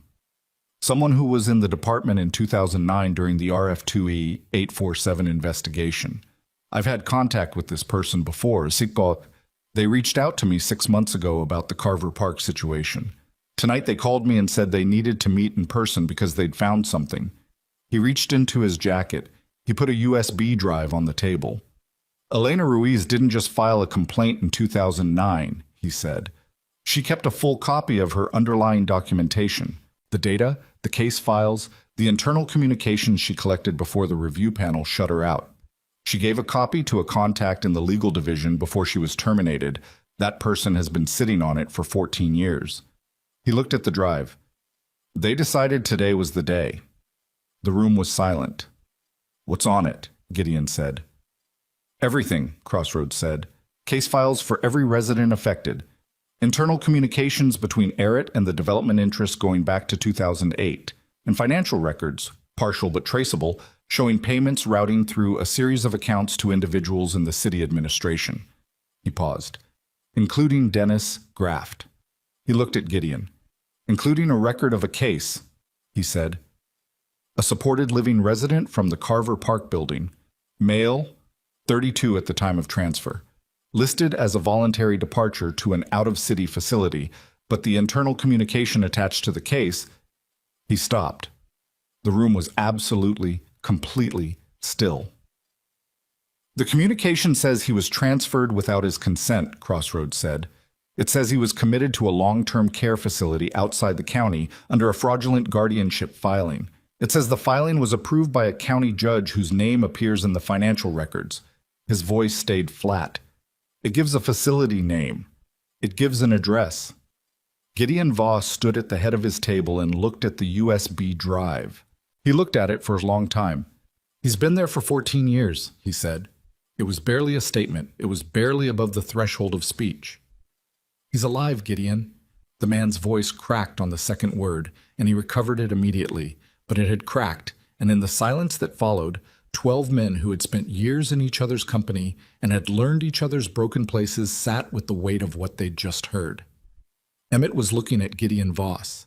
He was looking at him the way he looked at things he needed to understand, with the focused patience of someone reading a document in a language he almost knew.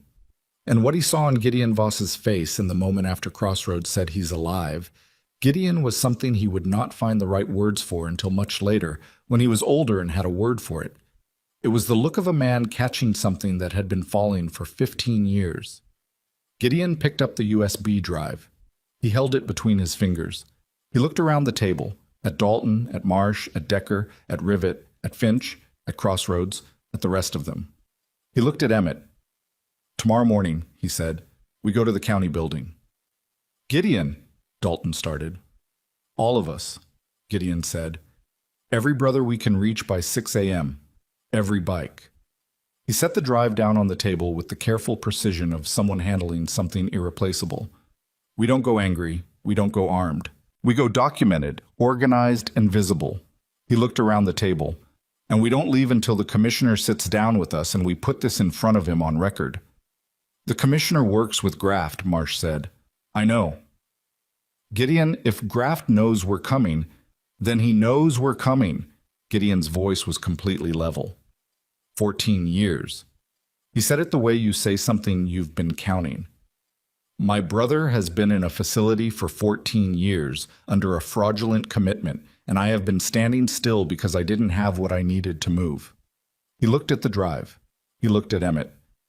"Now I do." He picked up the drive and walked to the back room. Decker looked at the table, at the space where Gideon had been standing. He looked at Emmett. "Get some sleep," he said. Not unkindly. "Tomorrow's going to be a long day." Emmett looked at the table.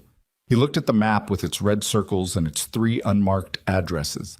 He looked at the USB drive's absence on the table, at the ring of light the lamp threw across the wood. He thought about 200 motorcycles rolling in the dark, and he thought about a man in a facility somewhere outside the county who had been there for 14 years under a fraudulent document. And he thought about the 6 weeks left of his father's program and the 3 buildings on the north end of the map, and he thought about all the ways the next day could go. Then he thought about something else, something small, something specific that had been sitting in the back of his mind all day, like a word he couldn't quite place.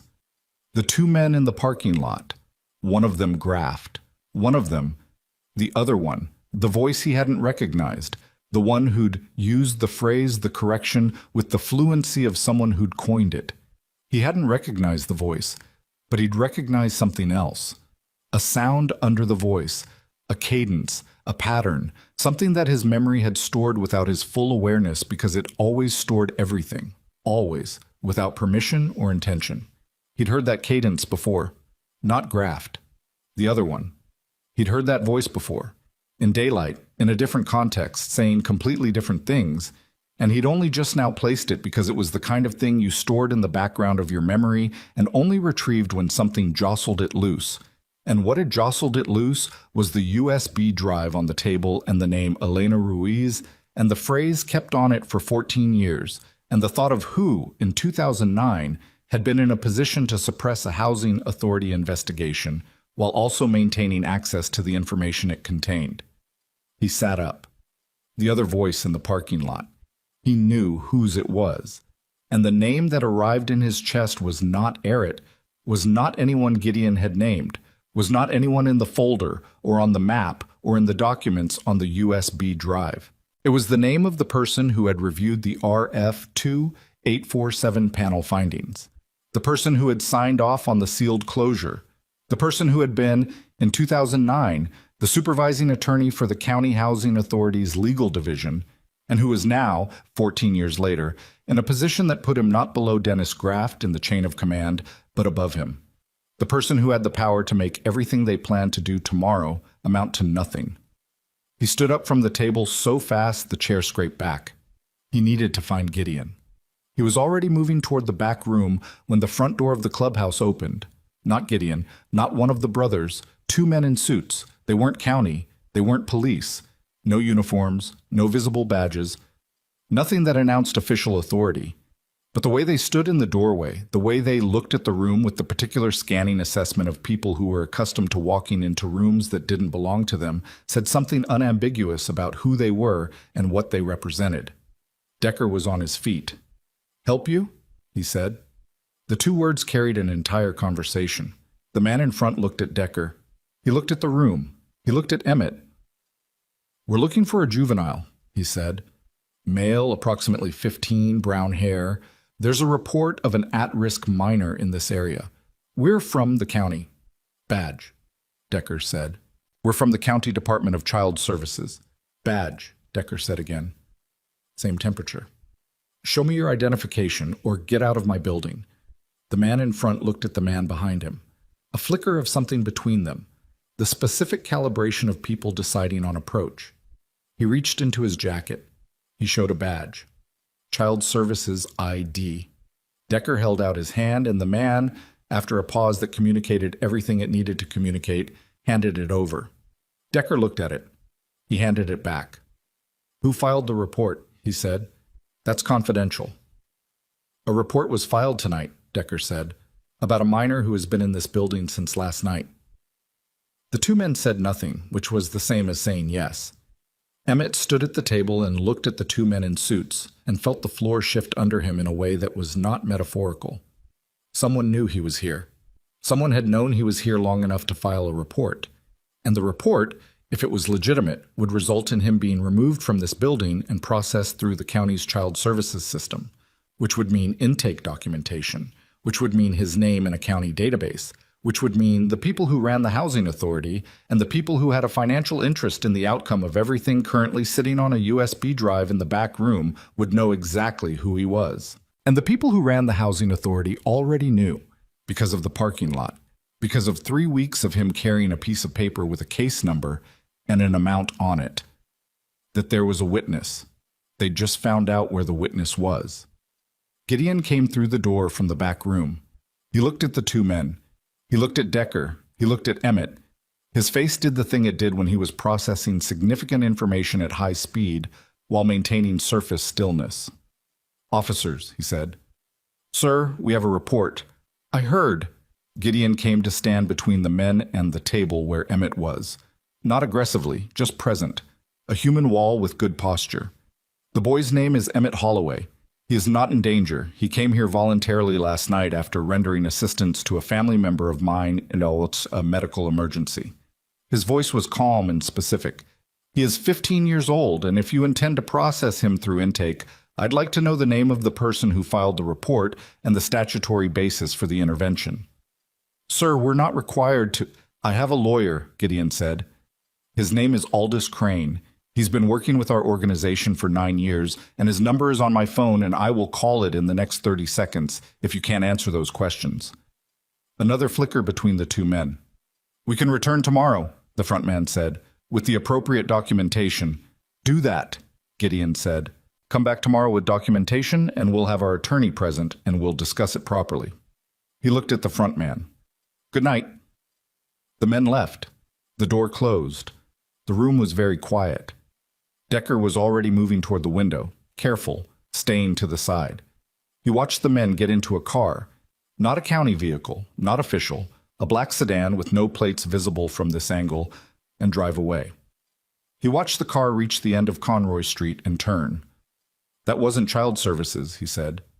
"No," Gideon said. "Someone sent them to find the kid." "Yes." Emmett was still standing at the table. He was looking at Gideon. "The other voice in the parking lot," he said. Gideon looked at him. "I know whose it was," Emmett said. "The man with Graft. I know who he is." He said it steadily, in the flat, organized voice that he used for facts. "And if he knows I'm here, then he knows I can place him in that parking lot, and he knows what I heard." He paused. "And he is not someone that a meeting at the county building tomorrow morning is going to touch, because he's the one—" He stopped. He looked at Gideon. "He's the one who can make the USB drive disappear," he said. "He has the authority to do it. He's done it before." He looked at the table where the drive had been. He suppressed the RF-2847 investigation in 2009. He sealed the file. He is the reason Arrett has been operating for 14 years without consequences. He said it all in sequence without flinching, and his name is on the county commissioner's appointment documentation as the legal review authority. The room understood before he finished. "The commissioner," Gideon said. "The commissioner's attorney," Emmett said. "The one who advises him on all housing authority matters. The one who would be the first person called if someone showed up tomorrow morning with 14 years of suppressed evidence and demanded a meeting." He looked at Gideon. His name was in the RF-2847 file. On the panel review sign-off. He took a breath. "His name is Warren Shale." Gideon Voss stood completely still. The name sat in the room like a piece of weather. "Warren Shale," Dalton said, slowly. "The county legal counsel. The man who has been advising the commissioner on housing policy for 11 years, Marsh said. He said it the way you say something when the full shape of a thing you've been looking at from the wrong angle finally resolves into what it actually is. The man who would receive the first call if we walk in tomorrow with that drive, Decker said. The silence that followed was different from all the previous silences. They know we have it, Rivet said. Or they suspect. That's why they sent those men tonight, to find out if the kid is here and what he knows. They don't know about the drive yet, Crossroads said. The source only made contact today. They can't know about the drive. But they know about the kid, Gideon said. He looked at Emmett, and Emmett looked back at him, and between them, in the space of that look, was the understanding that the thing that had felt like momentum an hour ago had just become something else. The thing that had felt like finally being close to the end of a 15-year road had just revealed another road behind it, longer and more dangerous, with someone at the far end of it who had the authority to close every door before they reached it. Tomorrow can't be the county building, Dalton said. No, Gideon said. Then where? Gideon looked at the map. He looked at the 3 unmarked addresses in the upper quadrant. He looked at the USB drive in his hand. He looked at Emmett. Federal, he said quietly. We go over Shale. We go over the commissioner. We go over Graft and Arrett and everyone between us and the top of this. His voice was the same temperature it always was, but something in it had found a floor, a lower register, a bedrock note. We go directly to federal investigators with everything on that drive, everything Emmett can testify to, and everything we've documented in the last 24 hours. And we do it before Shale knows we've decided to do it. We have maybe until morning, Finch said. Once those men report back, I know. Gideon, Dalton's voice was careful. If we go federal, there's no pulling back from it. Whatever they find on that drive, whatever Emmett testifies to, I know. It means Shale knows who gave the testimony. It means the kid is a witness in a federal investigation. Everyone in the room understood what that meant. Emmett understood what it meant. He looked at Gideon Voss and thought about 75 people in 3 buildings on the north end who didn't know what was coming. He thought about Daniel Voss in a facility outside the county for 14 years under a fraudulent document. He thought about his father in a recovery program 6 weeks from completion and about the P.O. box, and about the lie he'd been sustaining since April to keep everything from collapsing. He thought about the 2-year-old girl who'd pointed into the dark and said Daddy's angels and walked him here. Tell me what you need me to do, he said. And outside, somewhere on Conroy Street, a black sedan with no visible plates had pulled over, and the man in the passenger seat was on a phone. And the voice on the other end of the phone, Warren Shale's voice, the voice Emmett had heard in a parking lot on a Friday at 1 a.m., was saying something that the sleet and the cold and the distance made impossible to hear. But it was being said. And whatever it was, the morning had already become a different morning than the one they'd been preparing for. The road had just closed behind them. The phone call lasted 4 minutes.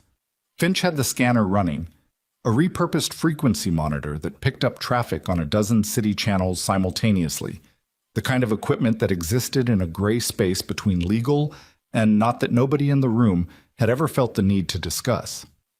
At 11:02 p.m., the scanner caught a single transmission on a frequency that Finch said was used by the county commissioner's private security detail, not the official county band, the private one that most people didn't know existed.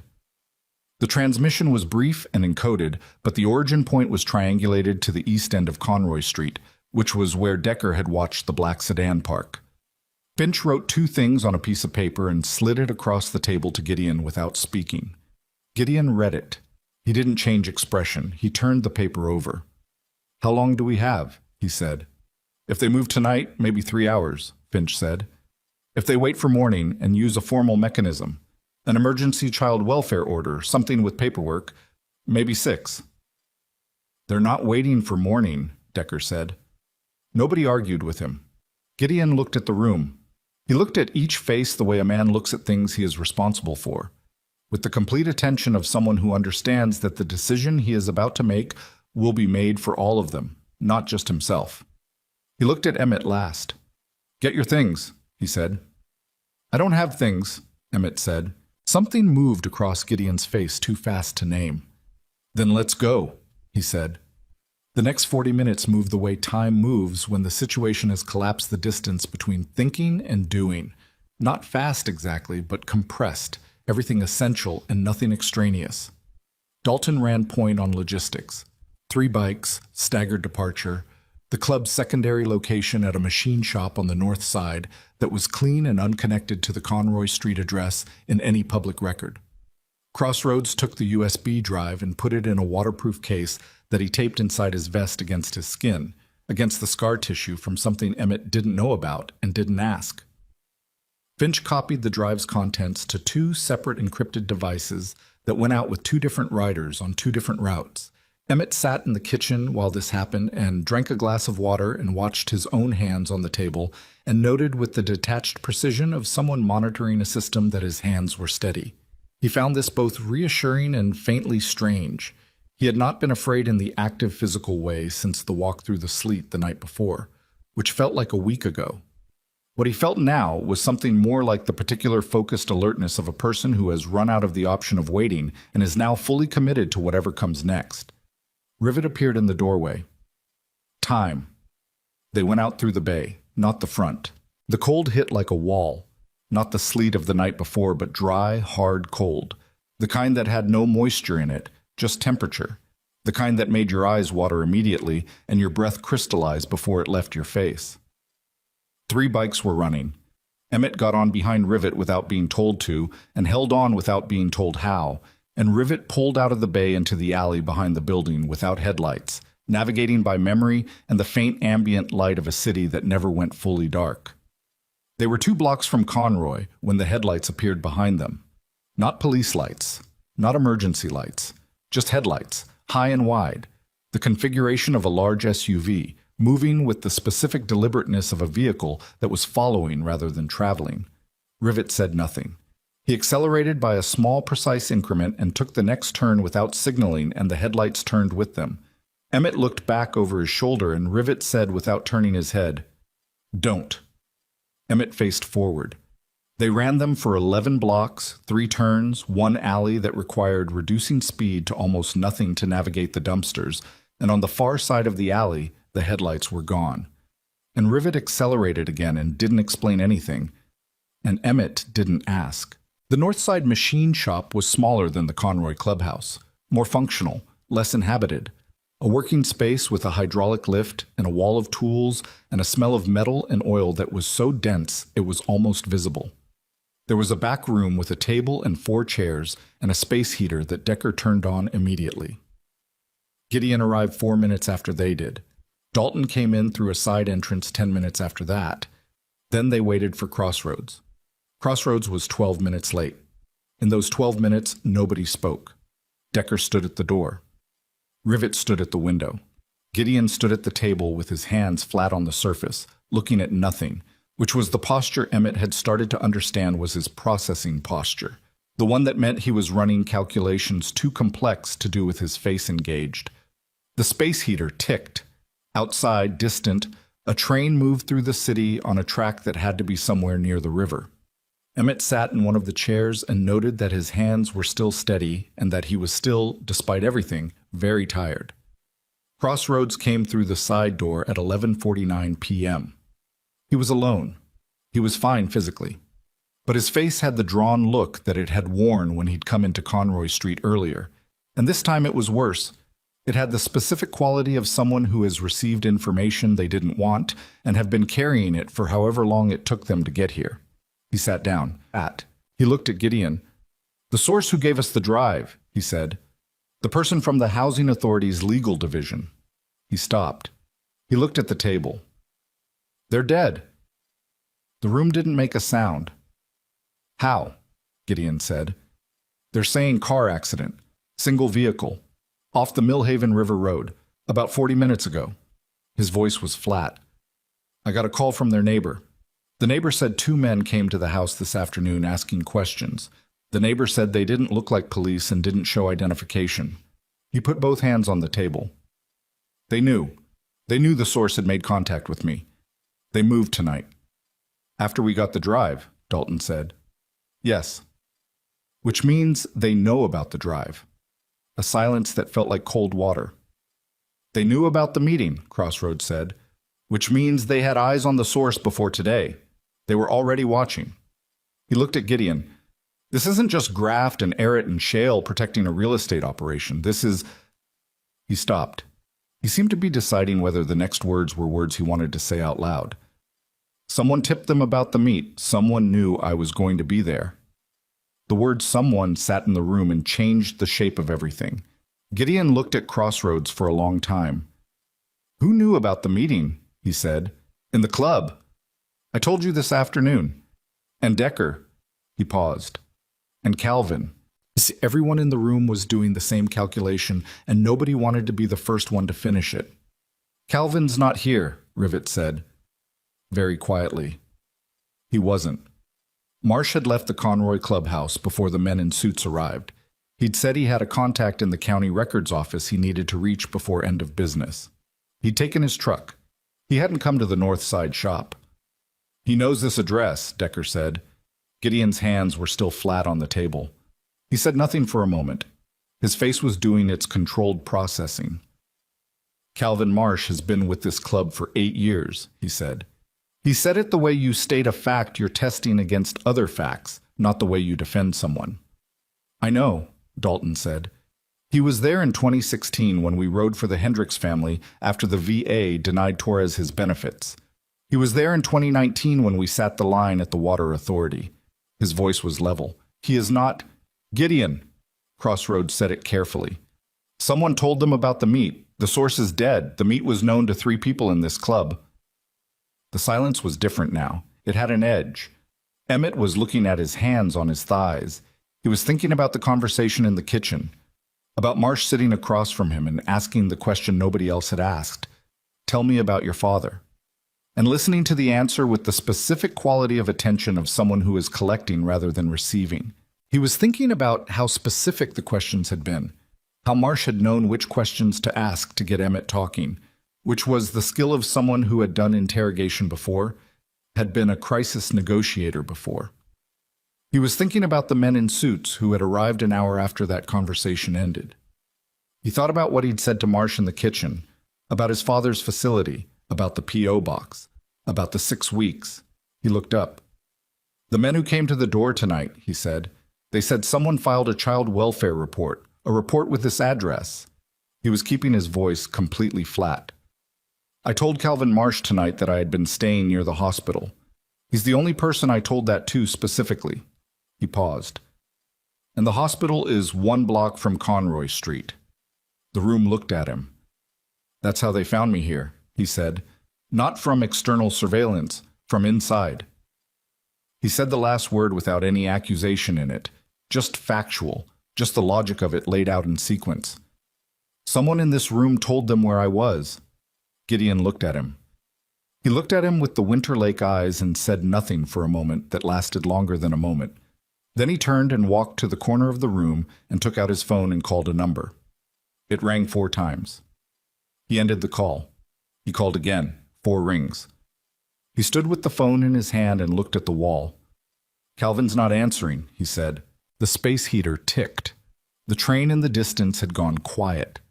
Outside the machine shop, the city was doing what cities do at midnight in winter, continuing its low mechanical existence, indifferent to the specific human weight being carried inside any particular building. Emmett thought about the 8 years, about sitting the line in 2019, about the chair beside the cot this morning and the efficient, impersonal hands that had checked his pulse and found him alive and pulled him back from the edge of the cold. He thought about how a person who had been trusted for 8 years would know exactly what kind of trust to build and exactly how long to build it before it was needed. He thought about Daniel Voss in a facility for 14 years. He thought about the source in a car at the bottom of the Millhaven River Road. He looked at Gideon Voss, who was still standing with his back to the room, still holding the phone, and he understood something about what it felt like to have a floor drop out from under a wound you'd been managing for a long time. He understood it specifically and physically, from the inside. "There's something else," Emmett said. His voice came out different than he expected, quieter. Everyone looked at him. "The documents on the drive," he said. Crossroads said there were financial records, payments routing through accounts to individuals in the city administration. He was looking at the waterproof case on the table that contained the drive. Crossroads said including Dennis Graft. He paused. "Who else? What other names?" Crossroads looked at him, then at Gideon. "I didn't read the full financial records," Crossroads said. "The source walked me through the highlights. Graft was the name they emphasized." He paused. "They mentioned one other name. They said it was someone in a position to interfere with any investigation at the local level. Someone who had been receiving payments since 2010. He stopped. "What name?" Gideon said. He hadn't turned around yet. Crossroads looked at the table. "Calvin Marsh," he said. "The payment started 6 months after he patched in." The room held the information at arm's length for exactly as long as it took to become undeniable. Gideon turned around. His face was the same. His voice was the same temperature. But something behind his eyes had changed. Not broken, not collapsed, but restructured. The way a load-bearing wall looks after the weight it was carrying shifts, and you understand for the first time how much it was actually holding. He looked at the table. He looked at the drive. He looked at Emmett. "He knew about the drive before we did," Dalton said.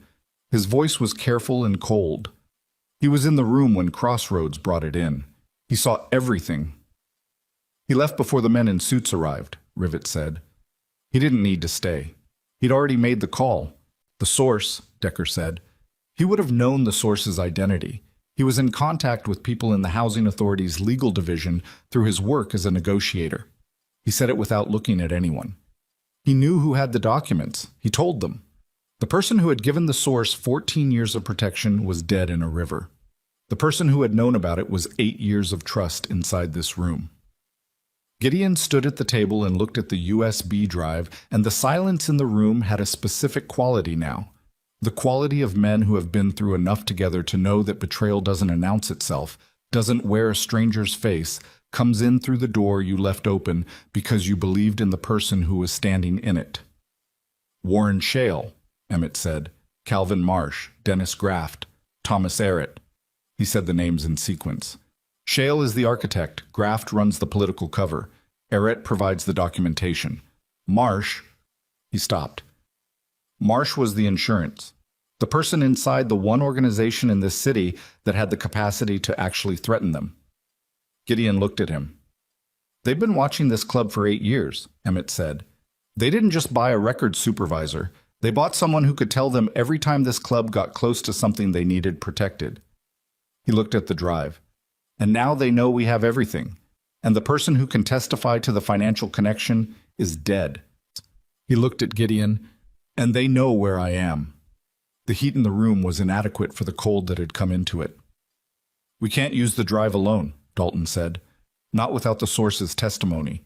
It's documentary evidence with no living witness to authenticate the chain of custody. Shale will find a way to suppress it. He looked at Gideon. We need the testimony. We need Emmett. And we need to move before Shale knows exactly what's on the drive and how to counter it. He already knows we're here, Decker said. If Marsh told them the Conroy address, he knows about this location too. It's connected to the club in the property records. Gideon didn't move. He was looking at the drive. He was thinking about his brother in a facility outside the county. He was thinking about the source at the bottom of the river road. He was thinking about 8 years of a man sitting at his table. He was thinking about all of this simultaneously, and his face was doing nothing about any of it. And then he looked at Emmett and said very quietly, "How much of what you heard in that parking lot will hold up?" "All of it," Emmett said. "I can put Warren Shale at a private location at 1 a.m. discussing an active scheme by name, amount, and case reference number. I can place him in direct conversation with a city council member about a fraudulent housing operation." He said it with the same flat precision as everything else. "I'm 15. I'm homeless. I have no address and no counsel, and I haven't slept in—" He checked his watch. 37 hours. He looked at Gideon. "But I heard what I heard, and I remember every word of it, and I will say it in front of anyone who will listen." Gideon looked at him for a long time. Then he looked at the drive. Then he looked at the door of the machine shop, at the cold dark beyond it, at the city that had been running this operation for 15 years while a sealed file collected dust and a man sat in a facility he'd never consented to enter, and 47 families packed their boxes, and 3 more buildings waited their turn. He picked up the drive. He looked at Emmett. "Get on the bike," he said. And outside, somewhere on the north side, an engine turned over in a black sedan, and its headlights found the entrance to the alley behind the machine shop, and the night went from dark to darker, and there was nowhere left to go that wasn't directly through whatever was coming. The alley had one exit. Gideon knew it before anyone said it. He'd chosen this location 9 years ago precisely because it had one entrance, which was also one exit, which was a tactical advantage until the moment it became a tactical problem, and now it was a tactical problem. The headlights at the alley mouth were stationary, not advancing, just present, like a hand pressed flat on a door. "How many?" Decker said. Rivet was at the window. "One vehicle visible. Could be more on the street." "There are more on the street," Gideon said. He said it as fact, not speculation, and nobody questioned it. He was already moving, already running the geometry of the space, the shop, the alley, the street grid beyond, the distance between here and anything that could help them. His phone was in his hand. He made a call that connected on the first ring. "Roll out," he said. "North shop. Now." He hung up. He looked at Emmett. "Stay in the center of the room," he said. "Away from the windows. Don't move unless I tell you to move." "I can—" "Center of the room." Emmett went to the center of the room. The next 8 minutes had a quality of suspended violence, everything tight and potential, the way air feels before lightning. Decker and Rivet moved through the shop with the efficiency of men who had rehearsed scenarios like this one. Not this specific scenario, but the category of it, the "we are outnumbered and cornered" category, and who had long ago made their peace with what that category required. Tools came off the wall. The hydraulic lift got lowered. A side panel in the shop's back wall, one Emmett hadn't noticed, built to look like a section of shelving, was pulled open to reveal a secondary access corridor that ran to an adjacent property. "That goes where?" Emmett said. "Laundry facility next door," Rivet said. "Street-facing entrance on North 12th. "They'll have North 12th. "Probably." He said it without alarm.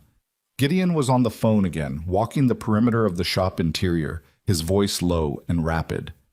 Emmett caught fragments, 200, county building, 6 a.m., and understood that whatever was happening in the next hour was happening simultaneously with something larger that had already been set in motion, that the rollout Gideon had called wasn't just about this alley. Then the headlights moved. The SUV came forward slowly, filling the alley mouth, and stopped with its engine running, and for 30 seconds nothing else happened, and then a second set of headlights appeared behind the first, and a third, and the alley went from one problem to a different, compounded problem that Emmett's brain did the arithmetic on immediately, and arrived at an answer he didn't voice because voicing it wouldn't help anything. The shop's side door opened, not the hidden panel. the actual side door from the street, and every head in the room turned, and Decker had his hand on something at his hip that Emmett had been carefully not looking at all evening. And then the man who came through the door was Ortega, Mortar, with two other men behind him, both wearing vests, both road-worn, both breathing hard like they'd moved fast to get here. "How many outside?" Gideon said. "3 vehicles on the street. 2 in the alley. I count 6 individuals visible." Ortega's voice was the measured voice of someone reporting from a situation they'd assessed and were not panicking about. "More inside the vehicles." "Armed?" "The ones I could see clearly. Yes." The word landed in the room like a dropped tool, heavy and final. Emmett stood in the center of the room and thought about the USB drive inside Crossroads' vest, and thought about the 2 encrypted devices that had gone out with 2 different riders on 2 different routes, and thought about whether those riders had made it clear, and thought about his father 6 weeks from finishing a program in a facility on the east side of Mill Haven, and thought about all of it in about 3 seconds, and then stopped thinking about all of it because none of it helped him right now. "The drive," he said. Gideon looked at him. "If they take it—" "They won't," Crossroads said. He wasn't looking at Emmett when he said it. He was looking at Gideon.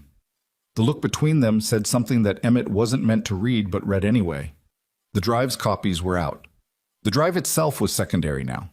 What wasn't secondary was the living witness. What wasn't secondary was Emmett. He understood this with the flat, clarifying quality of things understood when the situation strips everything unnecessary away. He was the testimony. Without him, the financial records were documents without a chain of custody narrative, without the parking lot conversation that placed Warren Shale at the center of it, without the voice that could say, "I heard him, I was there, I remember exactly what he said." Without Emmett's specific and unlosable memory, the case was circumstantial. Warren Shale knew this. That was why the vehicles were in the alley.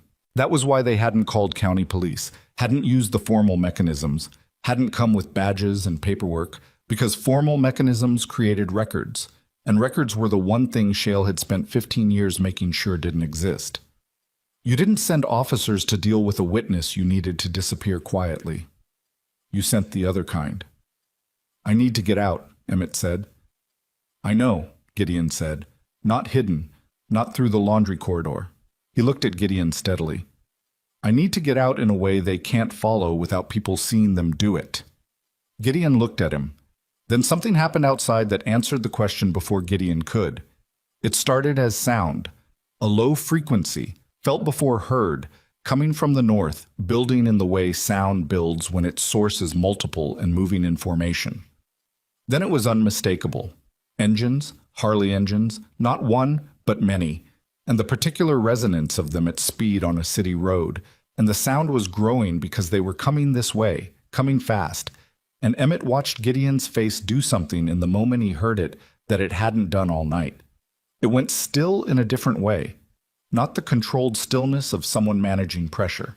The stillness of someone who has been holding something up for a very long time and has just felt other hands arrive on it. "How many did you call?" Dalton said. "Everyone," Gideon said. The engines arrived like weather.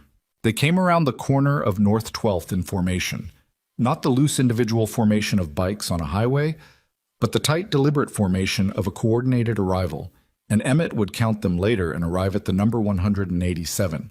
Though in the moment it felt like more because of the sound, because 187 Harley engines at idle on a cold city street at midnight is not a number, it's a presence.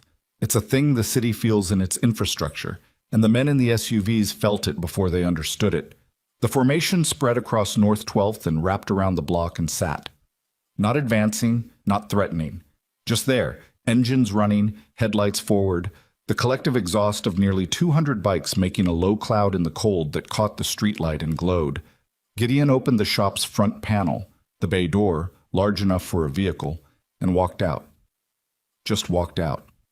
Into the alley. Toward the SUVs. Decker went 2 steps behind him. Then Ortega. Then the others, filing out in the particular order of men who had been in this kind of moment enough times to know their positions without being told. Emmett came out last. The cold hit him, and he stood in the alley entrance and looked at the two SUVs and the formation on the street beyond, and the whole terrible, beautiful physics of it. The outnumbered thing that had stopped being outnumbered. The wall that had just grown into something that couldn't be moved by anything the men in those vehicles had available to them tonight. The driver's door of the front SUV opened. The man who got out was not someone Emmett recognized. He was large and professional and wore the specific neutral expression of someone whose job description had just encountered a situation outside its parameters. He looked at Gideon. He looked at the formation on the street. He stood beside his door and said nothing. Gideon stopped 10 feet from him. "You're going to get back in your vehicle," Gideon said. His voice was the same temperature it always was, which, at this volume and in this context, had a quality like the cold itself. Not aggressive, just absolute.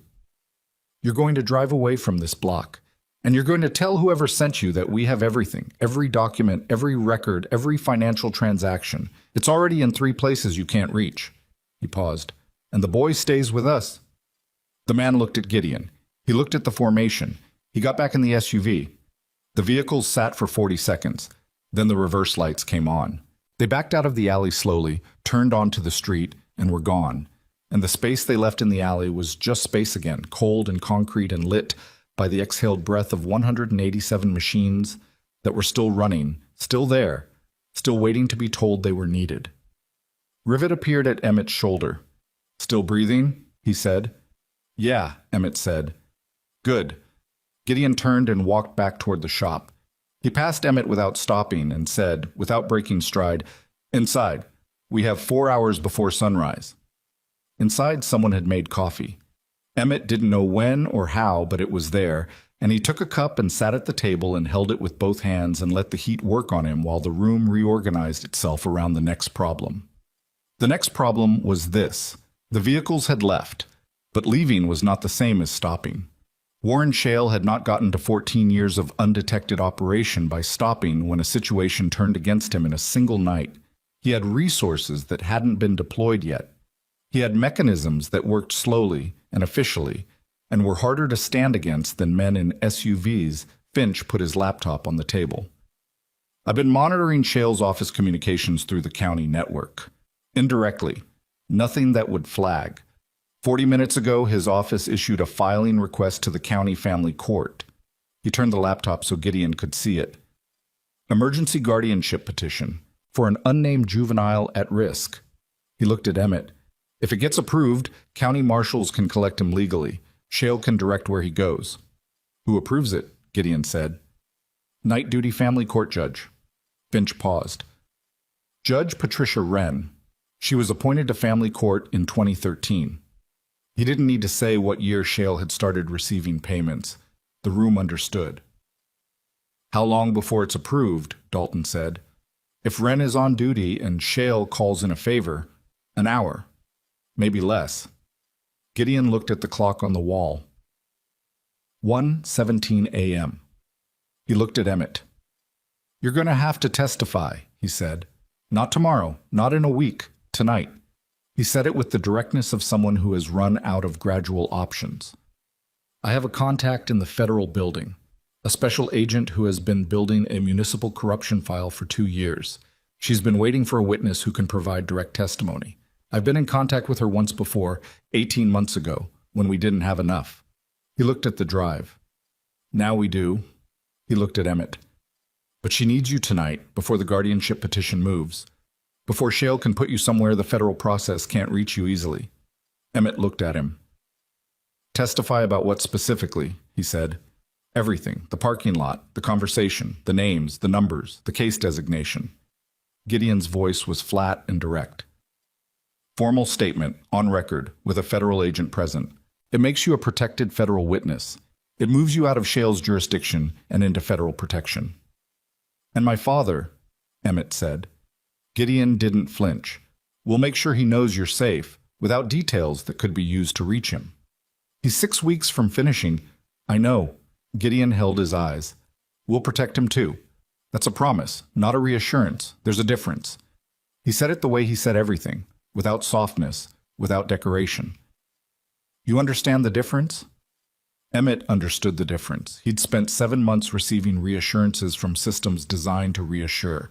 He knew exactly how much space existed between that and a promise. "When do we go?" he said. "Now," Gideon said.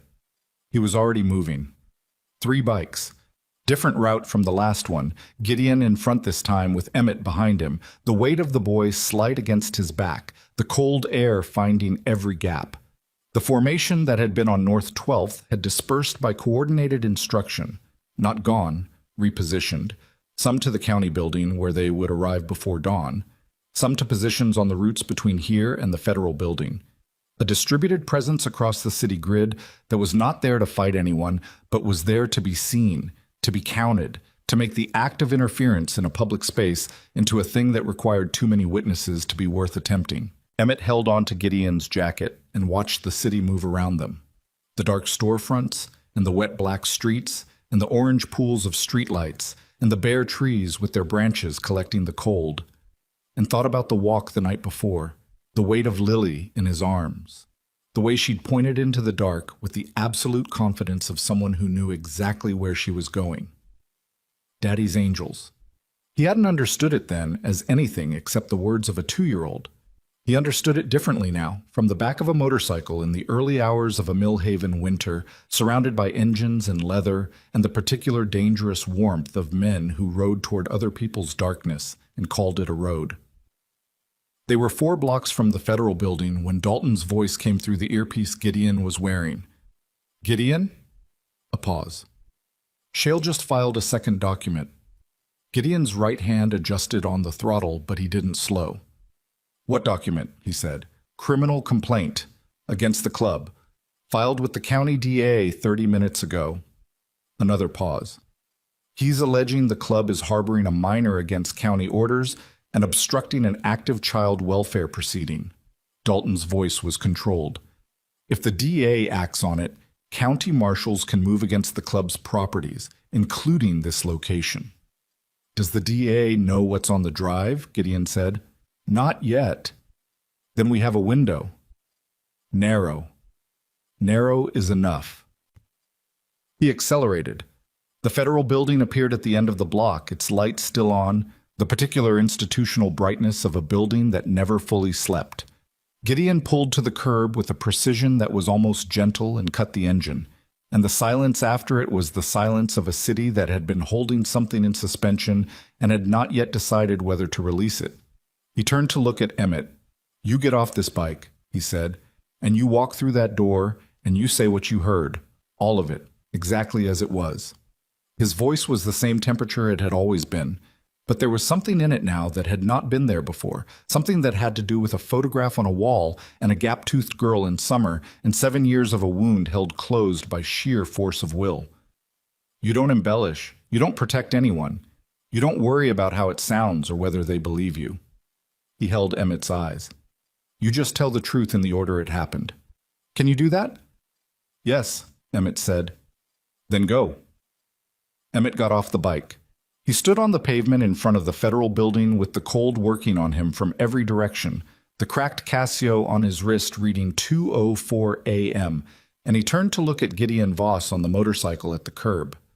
Gideon was looking at him with the Winter Lake eyes and the expression Emmett still didn't entirely have a word for, but was learning. "What happens to the club?" Emmett said. "The criminal complaint." "Let me worry about the club," Gideon said. "Gideon." "Emmett." He said the name the way you say something you mean to land. "You carried my niece through a blizzard. You've been carrying everything else alone for 7 months." He looked at the building. "Let someone carry something for you, just this once." He looked back. "Go." Emmett turned. He walked toward the entrance, his boots on the federal pavement making the sound of boots on hard ground in the early hours, and he was halfway to the door when he heard the phone ring, Gideon's phone, behind him, and he heard Gideon's voice answer it, and he heard 2 words before the door opened and the building swallowed the outside sound entirely. 2 words. "Calvin's here." And the door closed behind him, and inside was warmth and fluorescent light, and a woman in a dark suit already walking toward him across the lobby floor with the specific directional certainty of someone who had been waiting, and outside on the curb, Gideon Voss was still on his bike with his phone to his ear and his face completely still. And somewhere in the cold Millhaven night, Calvin Marsh had arrived at something he hadn't been able to avoid arriving at. And the last hour before dawn had just become the most dangerous hour of all. Calvin Marsh was sitting in his truck at the end of North Conroy Street when Decker found him. Not running, not hiding, just sitting in the dark cab with the engine off and his hands on the wheel and the particular stillness of someone who has arrived at a destination they knew they were always going to reach, and has no more energy for pretending otherwise. Decker pulled up alongside in his own truck and sat there for a moment looking at Marsh through the glass, and Marsh looked back, and neither of them did anything for almost a full minute. Then Decker got out and walked around and opened Marsh's passenger door and got in. The cab smelled like old coffee and the particular human smell of a man who had been sweating through something for a long time. The heater was off, and the cold had settled into the upholstery. Marsh hadn't moved his hands from the wheel. 8 years, Decker said. Not an accusation, just a number. 8 years, Marsh said. When did they approach you? Marsh was quiet for a moment. His jaw moved once. 6 months after I patched in. He looked at his hands. They knew about a case, something I'd been involved in before the club, a negotiation that went wrong. A man died because of a decision I made, and the official record didn't reflect what actually happened. He stopped. They had documentation. The real documentation. He paused again. Shale brought it to me personally, in a parking garage. Very polite. Very specific about what cooperation would look like. Decker said nothing. I told myself it was small things at first, Marsh said. Just being aware. Letting him know when the club was getting close to something sensitive. Nothing operational. Nothing that would get anyone hurt. His voice stayed flat through all of it. The flatness of someone who has rehearsed the honest version of a story and finds it just as damning as the dishonest version. And then it got bigger, and I'd already crossed the line so many times I couldn't see it anymore. The source, Decker said. Marsh closed his eyes. I didn't know they'd do that, he said. I told Shale about the meeting. I didn't know. But you knew what Shale was, Decker said. His voice hadn't changed temperature. You knew what he'd done to Daniel Voss. You knew what he was capable of. A silence that Marsh didn't try to fill. Get out of the truck, Decker said. Marsh opened his eyes. He looked at Decker. Where are we going? He said. You're going to call the federal agent that Gideon's contact number is set to reach, Decker said. And you're going to tell her everything you know about Shale's operation. Every communication, every instruction, every payment. He looked at Marsh steadily. All of it. Because the testimony you give tonight is the difference between the drive being enough and it being buried. And you know that better than anyone. Marsh sat with this. Gideon, he said. Does he? Yeah, Decker said. He knows. Another silence. The city outside was quiet and cold and indifferent. Somewhere distant, the formation of bikes that had been holding position across Millhaven was beginning to converge on the county building in the gray hour before dawn, following an instruction that had gone out while Emmett was still sitting in the federal building giving his statement to a woman named Special Agent Reyes, who wrote with a mechanical pencil and asked the same question 3 different ways until she was satisfied, and then moved on to the next one. Marsh got out of the truck. He made the call standing in the cold with his breath making small clouds in the dark, and Decker stood nearby and watched the street. And what Calvin Marsh said into that phone in the next 17 minutes became, in the subsequent federal investigation, one of the 3 pillars of a case that would eventually result in the indictment of 11 individuals across 2 county departments and a private legal firm. It cost him everything he'd built in 8 years. The patch, the table, the room. It didn't come close to covering the debt. He knew that. He made the call anyway. The county building at 6 a.m. looked the way institutional buildings look in winter before the workday starts. Blank-faced, cold, the kind of structure that has been making people feel small for so long that it stopped noticing. The formation arrived in waves, 187 motorcycles spreading across the plaza and the adjacent streets with the deliberate choreography that Gideon had directed by phone from the curb of the federal building. And by the time the first county employees arrived for work, the plaza was already full, and the formation was already still. No banners, no shouts, no demands shouted through megaphones, just engines cut simultaneously at a signal to silence. Just leather and breath and boots on cold pavement and the particular quality of attention that belongs to people who are not going anywhere. The television crews arrived 20 minutes later. 3 local stations, and by 7 a.m., a regional affiliate whose desk had received an anonymous tip sent from Finch's laptop, routed through 3 servers, that something was happening at the county building that involved a sealed federal corruption investigation and the names of several county officials. Dennis Graft arrived at 7:14 a.m. and encountered the formation and the cameras simultaneously, and the combination produced in his face an expression that the cameras caught and that would run on the evening news and on several subsequent news cycles with the caption reading, "County Council Member Dennis Graft arrives at work amid federal corruption inquiry." He did not go into the building. He got back into his car.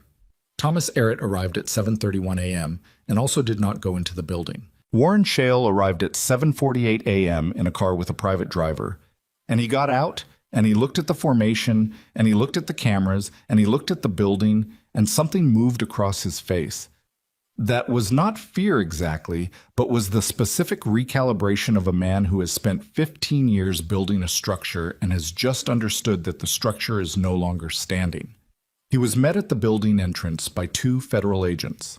Gideon watched from across the plaza, on his bike, engine off. He watched Shale go inside between the agents, and he sat with his hands on the handlebars in the cold and breathed through it. Beside him, Crossroads cut his engine and sat. Rivet pulled up on the other side. Nobody said anything for a while.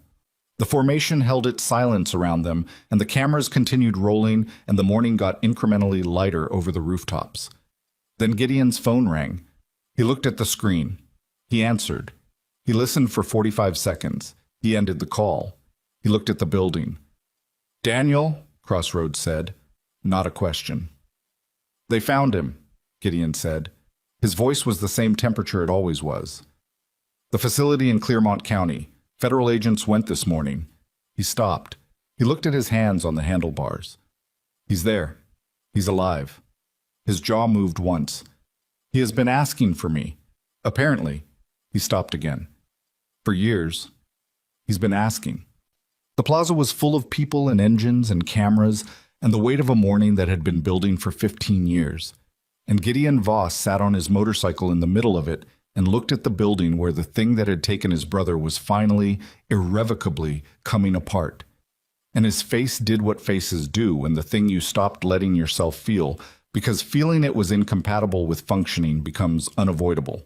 Crossroads put a hand on his shoulder, just a hand. No words. Gideon let it stay there. The diner on West 4th was called Harlow's, and it had been there since before anyone in the Iron Covenant had been born, and it had the particular quality of diners that have outlasted everything around them. The booths were cracked vinyl, the coffee was tremendous, the windows were fogged with steam, and the light inside was the warm amber of a place that understood its job was to make cold people feel less cold. Emmett was already in a booth when Gideon walked in at 9:15 a.m. He'd been there for an hour. Special Agent Reyes had released him from the federal building at 7:30 after 5 hours of statement-taking, and Rivet had been waiting outside with 2 cups of terrible vending machine coffee and had driven him here without explanation and said Gideon will come and gone to park the bike. Emmett had ordered real coffee and eggs and eaten them with the focused deliberateness of someone who had been operating on deficit for too long, and then he'd sat with his second cup and his cracked Casio, which read 9:07 a.m., and therefore meant he had now been awake for approximately 40 hours, and waited. Gideon slid into the booth across from him. He looked at Emmett for a moment. Emmett looked back. "You did it," Gideon said. "We did it," Emmett said. Gideon looked at the table. He looked at the coffee cup. He looked up. "My brother is alive," he said. Emmett said nothing. There was nothing to say that would improve on the fact itself, and Emmett had learned in the months of managing impossible situations with limited resources that sometimes the most useful thing you could do with a fact was let it take up the space it needed. "He has some damage," Gideon said, from the medication they had him on, from being in that place." He said it flat and direct, the way he said everything. But he knows who he is. He knows who I am. He stopped. He's been asking for me. The diner made its diner sounds. The coffee machine, the bell on the pass-through, the low conversation of the other early morning people, the scrape of a fork on a plate. What happens now? Emmett said. Now, federal investigators take everything we gave them, and they take everything Marsh gave them, and they take your testimony, and they build a case. Gideon wrapped both hands around his coffee cup. It takes time. These things always take time. But Shale is already in federal custody pending a bail hearing. Graft's attorney called the federal building an hour ago. Arrett resigned this morning. The county commissioner issued a statement saying he's fully cooperating. His voice was dry. He's cooperating because there's nothing left to not cooperate with. And the families, Emmett said, the North End buildings. The permit applications were suspended this morning, pending investigation. He looked at Emmett. The families are not going anywhere. Emmett looked at his coffee. He thought about 75 people in 3 buildings waking up this morning without knowing what had almost happened to them. He thought about the 47 families from Carver Park who'd already lost their homes, who the investigation might eventually result in some redress for, but who had already absorbed the cost of it, who were already scattered across the city, managing the permanent disruption of displacement. He thought about all the buildings before Carver Park, all the files closed by a keeper of the record, all the people classified as voluntary departures. It's not enough, he said. For the people who already lost everything, it doesn't give that back. No, Gideon said. It doesn't. He said it without softening it, which was the right thing to do. But the ones who haven't lost it yet get to keep it, Emmett said. And Daniel comes home. And Daniel comes home, Gideon said. The booth held them both in its cracked vinyl warmth, and the coffee steam rose between them in the amber light. And outside on West 4th, the city was fully awake now. The morning traffic moving past the fogged windows, people going to jobs and schools, and all the ordinary destinations of ordinary mornings. And inside the diner, 2 people who had met 40 hours ago in a blizzard that seemed like a different story entirely, sat with the weight of what had happened and let it be exactly what it was. Your father, Gideon said. Emmett looked up. Reyes's office is going to reach the facility today. Officially, as part of securing the witness, they'll confirm he's completing the program without interruption. He held Emmett's eyes. He doesn't have to know the details yet, but he'll know you're safe. Emmett looked at his hands on the table. He looked at them for a moment. Okay, he said. When he finishes the program, Gideon said, there's an apartment above the machine shop on North 12th. It's been empty for 2 years. It's not much. 2 rooms, the heat is inconsistent. The floor in the kitchen has a problem that Ortega keeps saying he'll fix. Something moved at the corner of his mouth that was not quite a smile, but was in its vicinity. It's yours if you want it, both of you. Emmett opened his mouth, closed it. I'm not offering charity, Gideon said. The building needs someone to manage the maintenance requests from the units below. It's a real job. It pays a small amount. Your father would need to continue with outpatient support, which we can help facilitate. He looked at Emmett steadily. I'm offering a fixed point, something to come back to. The specific thing that Emmett had been without for 7 months. He looked at Gideon and thought about all the ways this could be complicated, and all the reasons to be careful about accepting things from people you'd known for 40 hours, and all the calculations he'd been making since April about what was safe to count on. And then he thought about Lily pointing into the dark and saying, Daddy's angels, with the absolute confidence of a 2-year-old who knew exactly where she was going. Yeah, he said. Okay. The months that followed were not simple. Federal investigations are not simple. Testimony is not simple. Sitting in rooms with attorneys and agents and being asked the same questions in different configurations while the case built itself into something that could hold weight in front of a judge. None of it was simple, and none of it was fast. And there were days when it felt like the system that had failed every person in this story was simply absorbing the evidence of its failure and digesting it without consequence. But Warren Shale was indicted in March on 11 federal counts, including conspiracy, fraud, and civil rights violations. Dennis Graft pleaded guilty in April to 2 counts of bribery and 1 count of conspiracy to commit fraud, and the plea agreement included full cooperation with the federal investigation. Thomas Arrett was indicted in May. The county judge who had signed the fraudulent guardianship filing for Daniel Voss resigned before she could be removed. Calvin Marsh cooperated fully and received a reduced sentence and served it, and didn't complain about it, which was perhaps the most honest thing he'd ever done in 8 years. Daniel Voss came home in February. He was thin and quiet, and the years in that facility had taken something from him that no indictment would give back. But he knew his name, and he knew his brother's face, and when Gideon walked into the room at the Clermont County facility, and Daniel looked up and said, "Gid," just that. Just the single syllable of a nickname that belonged to a different time. Something that had been sealed for 15 years opened cleanly, the way wounds open when they finally get the air they needed. He moved into the apartment above the machine shop on North 12th. Not alone, Emmett and his father, Will Holloway, who had completed the program in March and taken the maintenance job with the undemonstrative, determined seriousness of a man putting himself back together one fixed thing at a time, were on the floor above. The building had noise and coffee smells, and the particular lived-in texture of a place that had been empty for too long, and was now emphatically not empty. Will Holloway met Gideon Voss for the first time on a Tuesday afternoon, when Will was replacing a section of pipe in the basement, and Gideon came in through the side door and handed him a wrench without being asked, and the two of them worked on the pipe for 40 minutes without discussing anything except the pipe. And when it was done, Will looked at Gideon and said, "My son tells me you kept him safe," and Gideon said your son kept himself safe. "We just kept him company." And Will nodded slowly, and that was the beginning of whatever that was. Emmett turned 16 in April. The clubhouse on Conroy Street, they'd gone back, of course, it was home, was full that evening in the way it was sometimes full. Not with the operational weight of a crisis, but with the warm density of people who had chosen each other and kept choosing. There was food that Decker had made without ceremony and hadn't let anyone help with. There was coffee.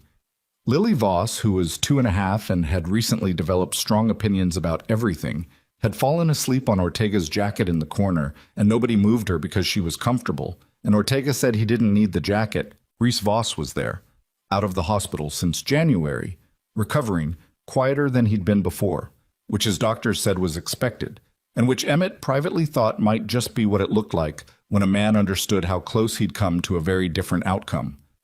He'd brought a piece of paper that he'd found in Lily's coat pocket while doing laundry.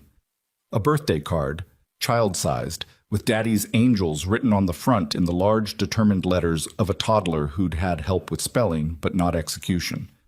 Reese had put it on the wall beside the photographs, pinned it between a picture of the club at the 2019 Water Authority action and a black and white photograph of 5 men in front of a building that didn't exist anymore. And nobody said anything about it. It was just there, on the wall with everything else that was supposed to be remembered. Gideon gave Emmett a single thing for his birthday. No box, no ceremony. He just set it on the table in front of him while the room was busy being itself. It was a key. Old, worn, the kind of key that had been used a long time. "What's it for?" Emmett said. "The front door," Gideon said. Emmett looked at the key. "I already have a key to the apartment," he said. "That's the apartment," Gideon said. He nodded at the room around them, the bar and the table, and the photographs and the fire, and the men in leather who were doing the ordinary things that people do in rooms they belong to. "That's this." Emmett held the key in his palm. He looked at Gideon.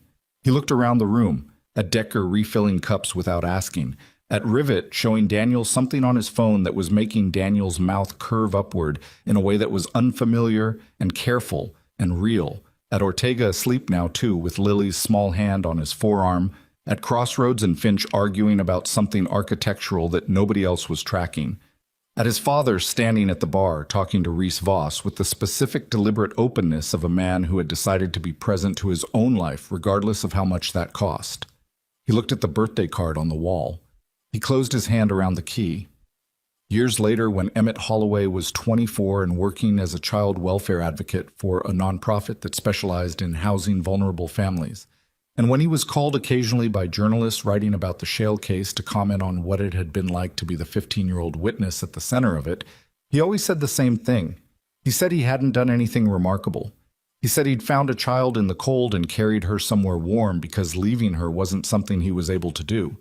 He said that the remarkable things had been done by the people who were already there when he arrived, who had been doing the work before he showed up and would keep doing it after. He never said I was saved, he said I was found. And there was a difference, and he knew what it was. The Iron Covenant never patched him in.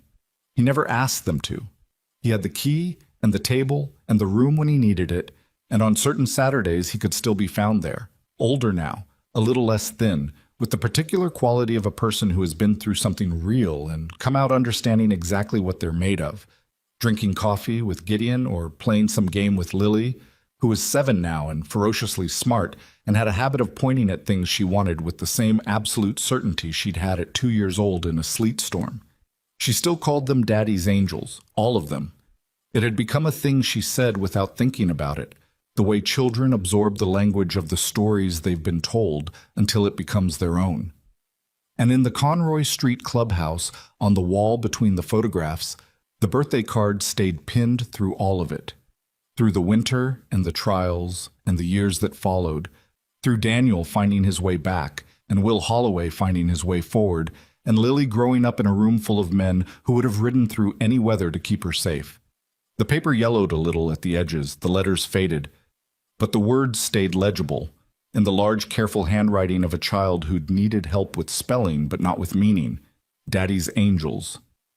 Outside, always, the bikes, and the road that ran toward the dark, that would always run toward the dark, because someone had to.